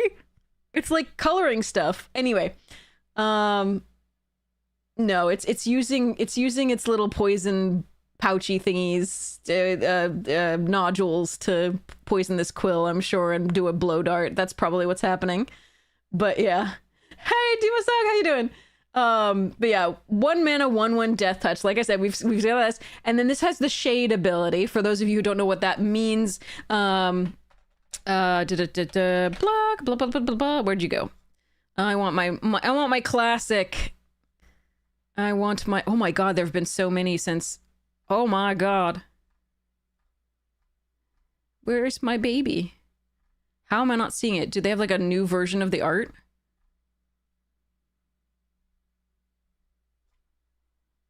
Well, this was the second one, was the Horror Shade. But the first one... Why is it not showing... What the... Do they have new artwork for it? That's why I'm not recognizing it. Hold on. Now I'm really up. Okay. So this was the Ice Age, the sort of Cold Snap version of that. Oh, Frozen Shade. It's new art. It's new art. That's why. Okay, so this is the art that I recognize. This is Frozen Shade. This is an 01 for 3 from here. It's from Alpha, but I saw it in Revised first. And the shade ability is that you can pay some mana, usually including black, but it doesn't always have to be, to give it +1/+1 until end of turn. So you can see that they didn't specify until end of turn, so that did cause some confusion over time. But it had a lovely Edgar Allan Poe stanza from Silence. But yeah, this is so like this Doug Schuler art is just so iconic and so amazing. I love this art. So yeah, so this is Frozen Shade. When we say a shade ability, we mean this type of thing. And you can see that the other shades have some sort of variation on this. So they have, you know, here's the pure shade, here's the pure shade. But we also have something like the snow permanent version of this. And we also have some other shade abilities that cost like 1 and a black, like this one, Nightwing Shade, and stuff like that. So anyway, that's the shade ability. That's what I'm talking about here. This costs 2, 1 and a black to do so, because already it's a 1/1 death touch for 1, which is already just really good. So they can't make it too crazy. I do like this card. I think it's fine. Again, death touchers that can become big threats later on. You'll probably be best comparing it to the Raptor. God, I don't think it was called Raptor though. In Bloomborough, it was a lizard. So hold on, I'll black type line lizard. Common search. There's only a few of them, so this is Ravine Raider. So this thing, it had Menace, which was even better because it made it like that much harder to block because it could pump and it had to be blocked by 2 things. So I actually like this card better than the Death Toucher for as far as putting the shade ability on something. But it's already a Death Toucher, so it already blocks and it doesn't matter. Like at least it can, you know, if you don't make it to late game. It can help you make it to late game because it can block, you know, big things, and then it can also get, you know, bigger in late game and start eating things. But again, this having Menace was super sweet. But yeah, so similar idea as far as the shade ability. I think it's slightly better on Menace than Death Touch, but again, this can help you get to the later game where the +1/+1 is relevant. So I'm gonna give this, like I said, probably a C+/B-, still fine. Like I'm more excited to play this than C+ by just a little bit, but yeah. It's not like the sneak stuff in Ninja Turtles. Like the 1/1 Death Toucher in Ninja Turtles was really, really good because if you got it early, you could nobody wanted to block it, and so you could just sneak stuff in. It was really sweet. Okay, Cheerful Osteomancer. We are magicking bones with our osteos. So 4 mana, 4/2, Ender's Prepared, and it's got a Raise Dead on it. Okay, Raise Dead, another spell, also familiar to me from Revised. Carl Critchlow, amazing art there. However, again, always, I will see this artwork as the classic. We're happy with the things the bones are telling us, yeah. So, return target creature from your graveyard to your hand. Pretty sweet. As, you know, something, if an effect in limited. It's rough when you have to use an entire card on it, but you don't have to use an entire card on it here. You get to actually just come in prepared. So, this is sort of like a 5 mana 4/2 Gravedigger. If you can... think about it that way. This one's going to be a 2/2 for 4 mana, and you can return it from your graveyard to your hand, but for 5 mana here, and you can do it over 2 turns, so you don't actually have to do it the same turn. You get a 4/2 instead. I actually prefer normally Gravedigger, but when you consider that this can be combined with things that care about casting instants and sorceries, that's pretty cool. Additionally, Raise Dead gets better in this format because you have things that give bonuses for creatures leaving your graveyard. So again, the white, which is interesting. So again, Silver Quill will care about that too. So again, Gravedigger is always good in any format. Any limited format, rather, I should say, any limited set. Gravedigger has just always been a very strong card. So we've got it originally down here in Portal. And then we have the Tempest version, which the expression on so good. But yeah, so this is Osteomancer. We got a lot of Osteomancer, yeah. We got a Squirrel in Bloomburrow, the rare one, I think. But yeah, this is just a fine card in limited. I am gonna want to run one, especially if I have any bombs to get back from my my creatures and all those other situations that we talked about. So I'm gonna give this a B-. I do like this card. Cost of Brilliance. 3 mana. Target player draws 2 cards and loses 2 life. Put a +1/+1 counter on up to 1 target creature. So you don't have to. So that's good. So you can play this if the only creatures on the board are theirs. Because if you had to, then you have to put it on theirs, notably. So draws 2 cards and loses 2 life. And it's target player. So again, if they are at 2 and have nothing, no mana open, you can make them lose the game with this, which is worthy of consideration.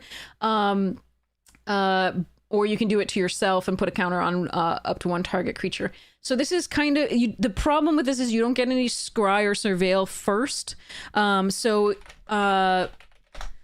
It's not a Read the Bones, right? Scry 2, draw 2 cards, lose 2 life. But it is... it's still okay. I mean, it's not the best we've seen of this, but the fact that you can target the opponent is nice. The fact that, again, you can also target yourself, and then you can also put a +1 count on 1 target creature, and it is a sorcery that you cast and that can be in your graveyard for the things that we care about, or trigger Opus or whatever if you're somehow doing Dimir. So again, I usually like the card selection of Scry or Surveil, but you know, still an okay card. Okay. So I'm gonna give this, like, I normally give these things probably around a C+. Can go up depending. Dissection Practice. That's creepy. Wizards is actually showing the process to... I thought Wizards didn't do that.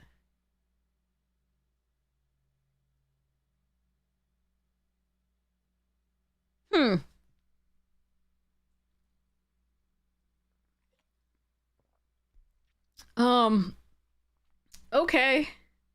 That's a lot to take in. Anyway, 1 mana, instant. Target opponent loses 1 life and you gain 1 life. Up to 1 target creature gets +1/+1 until end of turn. This does make me uncomfortable, exactly. Up to 1 target creature gets -1/-1 until end of turn. Wizards doesn't usually do, yeah, Enid is this one, we're pretty sure.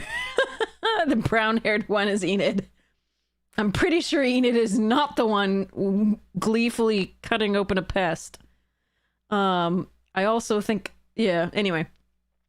So, the fact that this is 1 mana, Jesus. There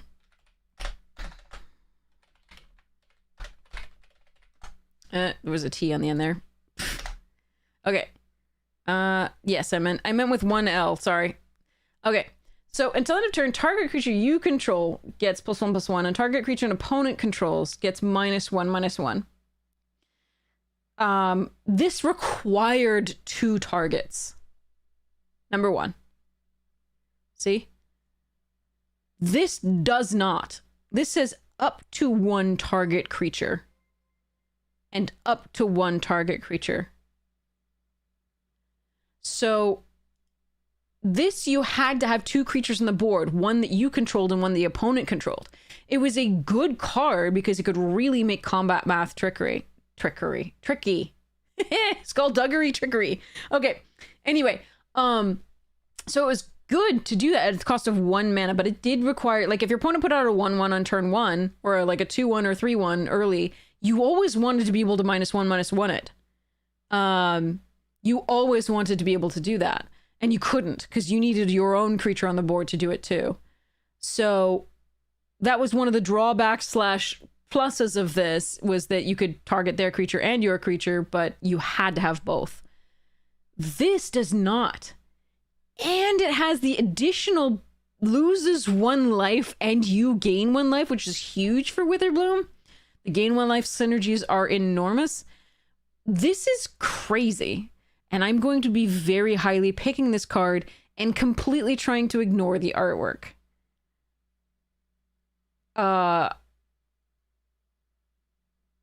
That is gross.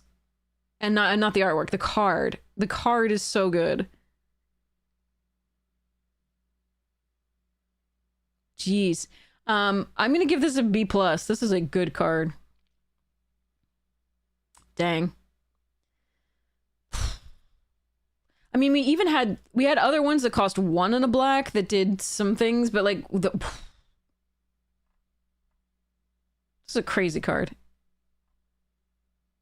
Anyway. All right, end of the hunt. So what is mentioned here, the Auric, they actually had, you'll see them in a lot of the pictures. The Auric Overlord, the Lore Mage, tempted by them. They always looked more people-like, but they had, the Mage Hunter was a card from there as well. No, it's not Consuming Aberration. It looks like it, right? But actually they had so Mage Hunter, hold on. There was a card, 3/4, this, right? The Mage Hunter, right? They create these Mage Hunters, right? To sniff out magic and destroy that. And then they had the Mage Hunter's Onslaught here. So these are the tools, the creatures that are tools of the Auric. And the Auric were silver quill or / black cards all the time here. So yeah. And this turned into Awaken the Blood Avatar. So, so you'll see these. You can also, you saw it in, actually check this out. Actually I'll use this thing to do it because it'll be faster.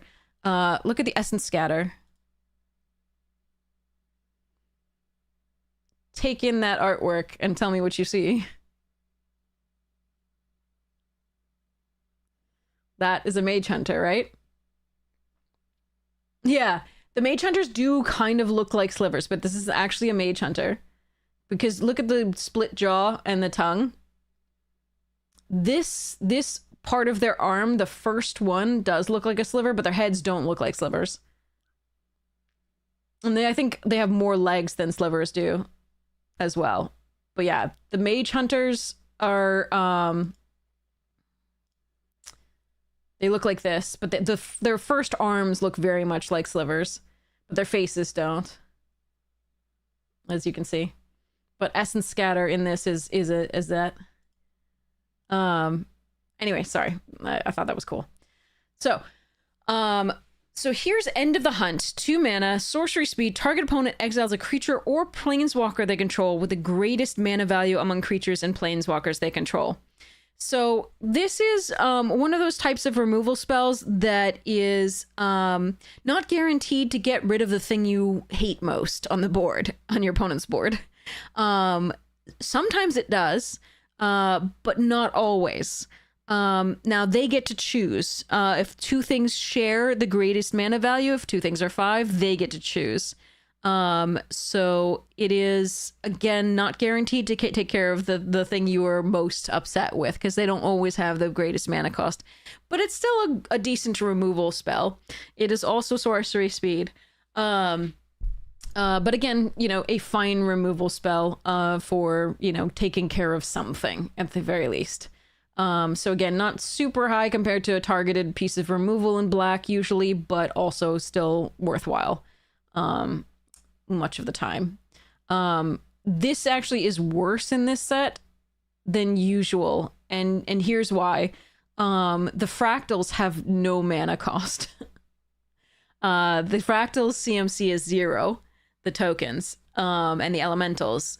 So you're not going to get rid of the flying token that's bothering you, nor are you going to get rid of the massive, like, 5-6 power fractal that is also causing you problems.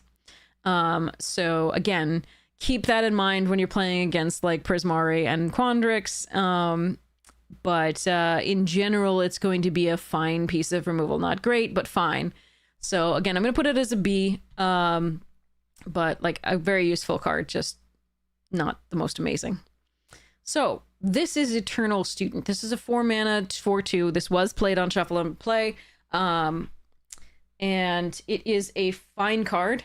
I'm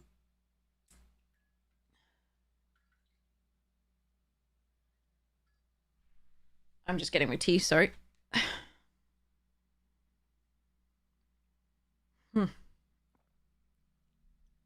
Okay.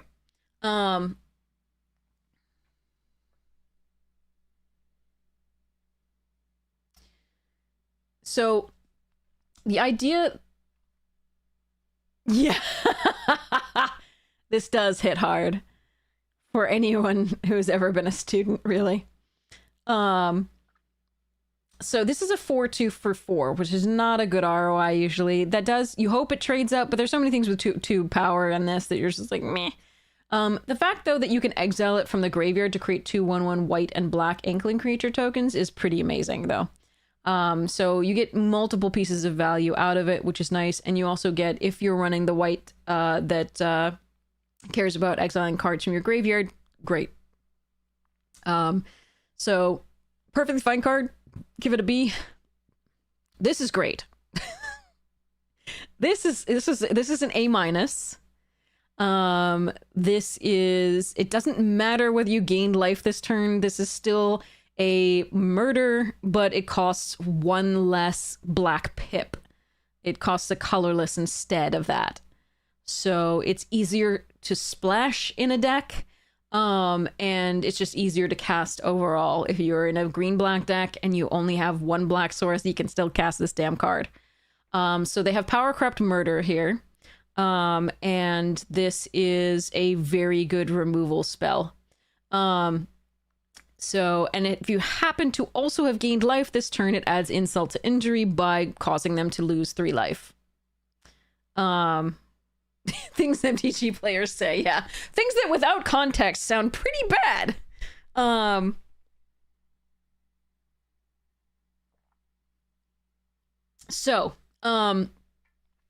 I did in fact cast this for the win on Shuffle Up and Play. And it was very satisfying. Take this card very highly. I mean, murder is less and less good these days. 1-for-1 removal is less and less good these days because everything has 80 million ETBs. And so again, like I said, with everything here, interaction, you're only getting part of a card most of the time, but this is still very, very good. So this is just, yeah. Not for 3 mana at instant speed, Narvox. So yeah. So this is a really cool one. 3 mana at instant speed without a second black, right? There's Hero's Downfall, which does hit Planeswalkers at instant speed, but does double black. So again, and then this has this extra if you gained life this turn. 3 life is not insignificant. So yeah, great card. Forum Necroscribe, 6 mana 5/4 ward, discard a card, and it has Repartee. Whenever you cast an instant, one of the things also that you should remember is like there are life gain lands in this as well. And this is limited that we're talking about, not constructed. Forum Necroscribe, 6 mana 5/4, discard a card, ward. Repartee, whenever you cast an instant sorcery spell that targets a creature, return target creature from your what the I didn't remember this card.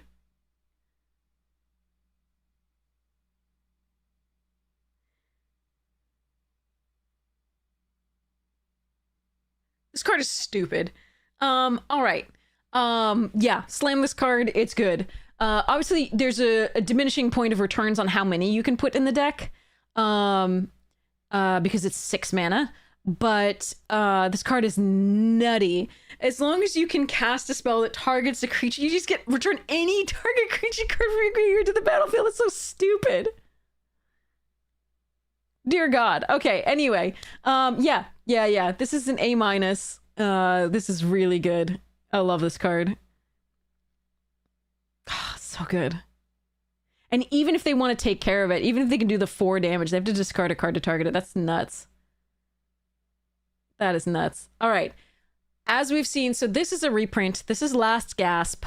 Last Gasp is a pure reprint. It has the same name always. And Ravnica City of Guilds was when I first played it. This was the artwork. When I think I played it first at the pre-release of Ravnica City of Guilds in like the hotel near LAX. But this is such a great removal spell. It is so good. So it is instant speed -3/-3 until end of turn. So you can either kill something that's 3/3 or just make it smaller when it blocks. And it's just such a good card. So again, this one's going to be taken pretty highly. This is a B+ card. Just really, really nice. These days it is somewhat less impressive just because, again, 1-for-1 removal has gotten worse, but there we are. Lecturing Scorn Mage, 1 mana 1/1 repartee. Whenever you cast an instant or sorcery spell that targets a creature, put a +1/+1 counter on this creature. So this is just getting bigger and bigger whenever you cast an instant or sorcery spell. So this is one of the things that will just reward you for doing so. It's a 1 mana 1/1 to start with. Again, Silver Quill does a lot of targeting of creatures. So you should be perfectly fine casting that. And it just makes your spells better a lot of the time. Because a lot of your instants of sorcery spells are targeting their creatures or your creatures to remove or your creatures to make bigger. So, yeah, just a fine card. I'm going to go with B for this one. I think it's good. I think it may need to be a bit built around.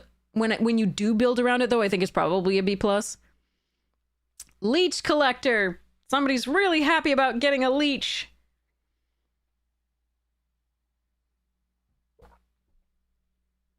So, this is a 2 mana 2/2, but this is one of the ones that can keep becoming prepared. I don't know. I think in old medical days, people were pretty excited about leeches, and still actually these days they do still use leeches for stuffs. But this can become prepared. Whenever you gain life, it becomes prepared, and you can just keep draining the opponent for 2. So that's cool. No, I don't think so. That one doesn't look like AI to me at all. Look at the hands. The hands look too good for it to be AI still, and the textures are still too painted for. Yeah, no, there's nothing about this that looks AI to me. I don't think this one does not look AI.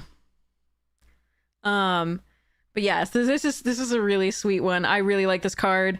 I think it has to go in a particular deck, so I think it's a B. It can graduate to B+ in the right deck, but I think it's a B. It is very easy to gain life depending on the number of Lumerets you get in Witherbloom, as I found out with the Shuffle Up and Play episode. The Lumerets have to survive to do it, though, and the number of pest tokens as well. So this probably is a B+, but it's an interesting one anyway. I'm gonna give it a B for now, just because again you have to build a bit around it on its own. I need the B+ cards are usually just really good on their own. Masterful Flourish. Target creature you control gets +1/+0 and gains indestructible until end of turn. Again, this is one way that black can stop, a creature from dying in combat or a destroy or damage effect. It doesn't do anything against blue. It doesn't do anything against -X/-X. It doesn't do anything against exile, but we have only seen destroy so far. As opposed and the bounce it's bad against the bounce, but it's decent against the destroy stuff that we've seen it from white so far, and from black, and from So I think it's a fine trick. I probably put it as a C+. It's perfectly playable, but I don't want that many. Because again, it's bad against certain stuff. All right. Each opponent loses 1 life and you gain 1 life for repartee here for a 2/2 body for bear. That's perfectly fine. Again, it's just C+. It's perfectly runnable. Poisoner's Apprentice. I did run this card in Shuffle Up and Play. It was very good. This card is nutty. It's a B+/A- card. As long as you have gained life, this card is a even better Flame Tongue Kavu. And it is easy to gain life in a turn in a lot of ways if you can grab the cards. This is so sweet. I love this card. Grab it. And Infusion just says if you gained life this turn. Yeah.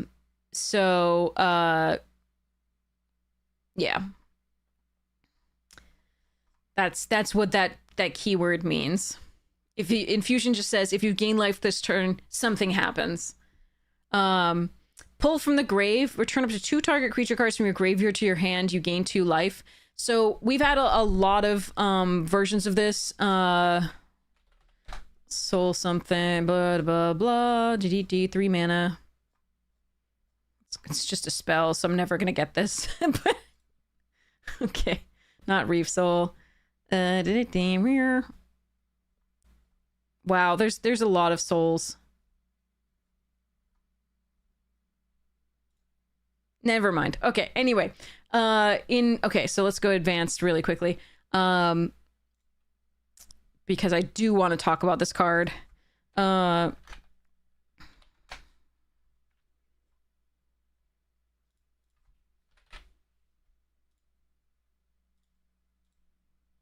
Soul Salvage. There it is. Okay. So this is Soul Salvage, but you also get to gain 2 life. Soul Salvage was amazing in Dominaria because Dominaria was a very slow format unless you played against the Wizards with Adelies or whatever her name was. It wasn't something. Anyway, like the Is It Wizards was just a sick, really, really fast deck if they got the cards. So, but unless you played against that, everything else was really slow, and this was really great because it was a 2-for-1. Because returning up to 2 creature cards, there was plenty of mill, and you could grab 2 things back, and you had time to replay them, and it was just the value and an incremental advantage over time was huge. So in a slower set, this is always really, really good. Now this one, you also gain 2 life, so that can offset a little bit of the time you take to pay for the sorcery to return 2 creature cards to your hand. Gaining 2 life also has those synergies, right? Where, you could do your Poisoner's Apprentice at 6, where you have play this first, then play the Poisoner's Apprentice, for example, and get 2 cards back from your graveyard. The slower the format is, the better, but again, it does that little to gain life to offset a little bit. So it is a power crept Soul Salvage, and hopefully the set will be a little bit slower and support it. But I think it's just a lot of things are trading off, a lot of things are doing crazy things. There's a decent amount of removals, so depending on how fast the format is and how much you have life gain synergies, you're going to want at least one of these in a deck. So I'm going to go with B for now. But it could go down if the set is way too fast for it. Rabid Attack. Okay.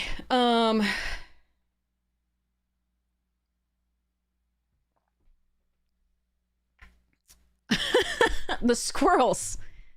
They are coming. So the squirrels are definitely attacking here. This is an instant speed. Any number of creatures, target creatures you control, get +1/+0 and gain whenever this creature dies, draw a card. That's a really powerful effect. I actually really like this in Constructed and EDH too, because you can, if somebody wraths, you just draw a million cards. But it's a really good combat trick as well. At 2, it's kind of crazy.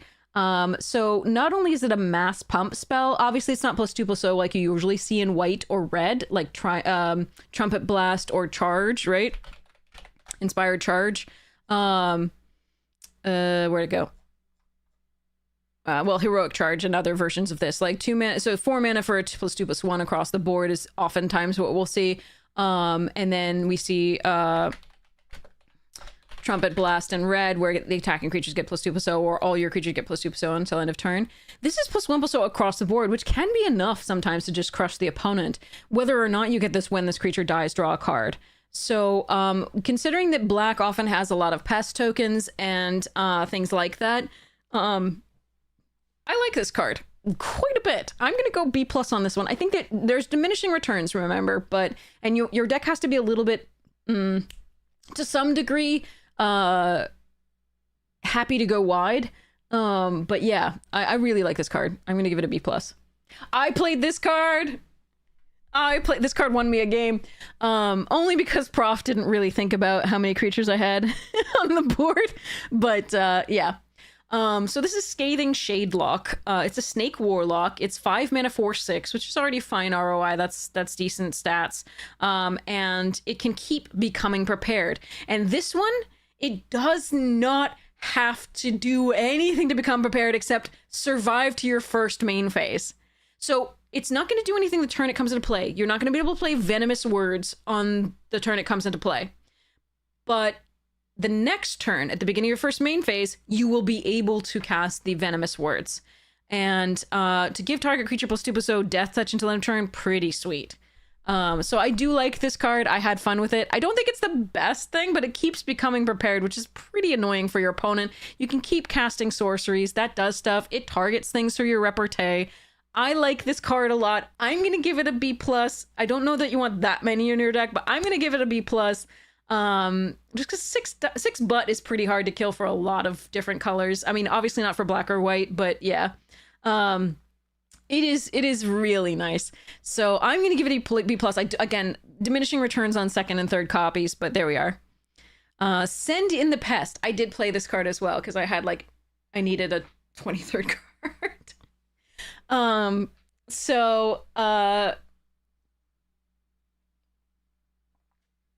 But it does a surprising lot for 2 mana. So this is 2 mana for a sorcery speed. Each opponent discards a card. Obviously in EDH, that's nuts because you're actually getting 3 cards, right, out of opponent's hands as opposed to 1 from your normal opponent for just like limited. But you create a 1/1 black and green pest creature token, and the creature that already has, like, these pest tokens already have whenever this token attacks, you gain 1 life. So in a life gain synergy, it's really nice. It's a body. It takes out a card from their hand. I think it's fun. Now again, discarding a card with like against a deck with flashback, like a white deck with flashback, can be a little difficult, but yeah, a versatile card, perfectly fine. Might be better even than I think it is. I'm gonna give it a C+, but I was fine running it. Yeah. Sneering Shade Rider, 5 mana 3/3 flyer. When this creature enters, each opponent loses 2 life and you gain 2 life. So so this is a smaller version of the Vampire, 3 mana 2 black, that was printed at uncommon first and then printed at common later, and the Pauper players were like, yay. I should type Vampire first though. Search with these options. So we want Vampire Sovereign. So this is a 5 mana 3/4 flyer that when it enters, target opponent loses 3 life and you gain 2 life. 3 life, sorry. So now 3 life is a really big difference from 2 in all honesty, so that is important to note. And a 3/3 is different from a 4/4 in this set, especially because the elementals are 3/3 flyers. So that's important too. So this card is better, but this is also an uncommon that was then printed in only double masters as a common. And double masters was a hell of a drug. Anyway, like there were a lot of really powerful cards in that set. But this was a really powerful card in M19. Limited. So this one, it's a 3/3 flyer for 5 that gains you 2, that drains for 2 basically, which is really nice. Especially if you have life gain synergies, but again, it's diminished in value just because of the existence of the elementals at 3/3. I'm not sure exactly where to rate this. I want to put a C+, but it could be better than that. MJ Variant, welcome. All right, Ulna Alley Shopkeep, 3 mana menace. It gets +2/+0 as long as you gained life this turn. So it's a 4/3 menace if you gained life. It's a fine card. It is not exciting. It is a C+. A 2/3 menace for 3 in the past has usually been red. We've had Minotaurs that do that. Red and 2 and a red. So common. So we've had a lot of them kind of like that. The one I'm thinking of in particular is not here. Well, that's weird. Maybe it wasn't a Minotaur. Anyway, but 2, 3 for 3 Minotaurs with Menace tend to happen. What was the other one? It wasn't a Minotaur then. It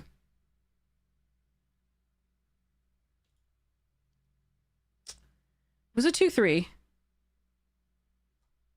It was red. I thought it was a Minotaur. It had Menace. Now this is just bothering me, sorry. Okay, hold on. Do I have like a color? Can I say stats? Oh yeah. Power equal to 2. Toughness equal to 3. Guess we'll take out Minotaur. But creature. And the search. I'm just really wanna Wall of Heat. What? Did I say 6? Why did that say 6? That's so freaking weird. Okay. Fearful. It was a werewolf, sorry. Very different from Minotaur. Very different from Minotaur. But yeah, Fearful Village was like, and then there were a lot of Minotaurs that are 2, 3s. And the Scrapper. It was a Jackal as well. But yeah, we've been used to having 2, 3 menaces in red. This is the first 2, 3 menace sort of in a while in black. I think there was one that was uncommon. There was also a land in Ikoria. No. Zendikar Rising. But yeah, it's just this is interesting, and it could be a 4/3 menace if you gained life this turn, which is pretty easy to do. I may be underrating this card, but I'm gonna give it a C+. I'm not like super unhappy to run, maybe a C-, or C rather. I'm not super unhappy to run it, but I think you can run better. Wander Off, that's a classic 4 mana exile target creature, but it's at instant speed, so it is in fact an upgrade over Oblivion Strike. So this is a sorcery exile target creature for 4. This was back over the Gate Watch, and this is 4 mana instant exile target creature. So instead of a sorcery. So this is a very good piece of removal. Obviously, you're going to want multiples of them. So this is a B+ card. It's not as good as the for mana. It's not as good as the 3 mana upgraded Murder, but it does exile, and there's so much graveyard stuff happening in this set that is actually very relevant.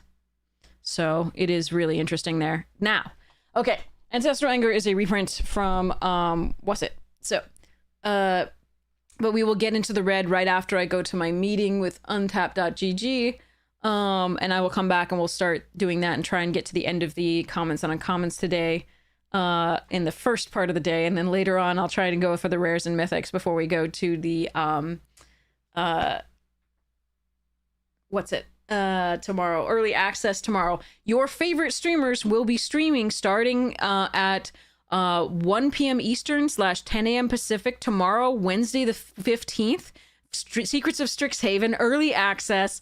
You're gonna have so much fun watching. There'll be people streaming Brawl, and well, actually I don't know if Brawl's supported. I have no idea. I don't think I'm only able to do the limited, so I never know, but certainly standard and certainly limited, so both sealed and draft, so that'll be really, really fun. So make sure that you save the date and time and enjoy yourself. I might not be starting at 1 p.m. I might be starting later as usual. I like to have the I like to show up on my normal time, but for people to our regulars to come, but I might do it as a we try to go for as long as possible so you have the best idea about what the set's about before you go to pre-releases. But yeah, it should be really interesting. Goblins having the strength of minotaurs is a perfect way of describing power creep. Well, I mean, there's been some powerful goblins out there, but yeah, when I come back, which should be in about it shouldn't be more than an hour, the meeting. If it's more than that, I'm leaving. So, and then I'll be back and we'll start from Ancestral Anger and hope to go to the end. I have enough tea. I hope my voice lasts. But yeah, So for now, let's send you to somebody awesome, and I will get ready for this meeting, and then we'll go from there. But hopefully the stuff we've gone through so far has been vaguely entertaining or interesting. Again, like I said, one of the best resources you have is this page, which is the Secrets of Strixhaven release notes. Just search that and you'll find it. It is a really good description of some of the cards and some of the things that they think you'll ask most frequently. And it'll describe the mechanics, etc., the keyword abilities, and so on and so forth. So really, really useful page always.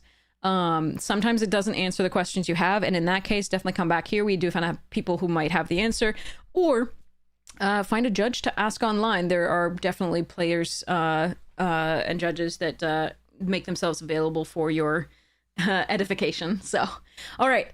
Let us go raid somebody awesome. Who is online right now? Let's go check. Amazonian's on, Floridaman's on, Hamhawks 42 is on,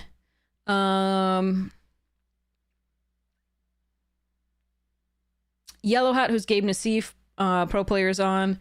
Does anybody have any preference? If not, we'll probably raid Florida. Actually, Hamhawks 42, my teammate, who is doing the final Tuesday Brews Day. Wait, final? What? Wait, we gotta. Hold on. We gotta raid Ham, and I have to ask about this.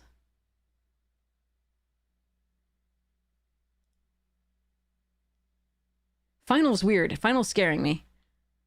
So let's go raid Ham and Hamhawks 42, a fellow Magic Jank team member. Super amazing, super fun. And I will be back in about an hour or so to... I might eat something in between, but I'll be back soon to continue the limited set review, continuing the commons and uncommons from Red on.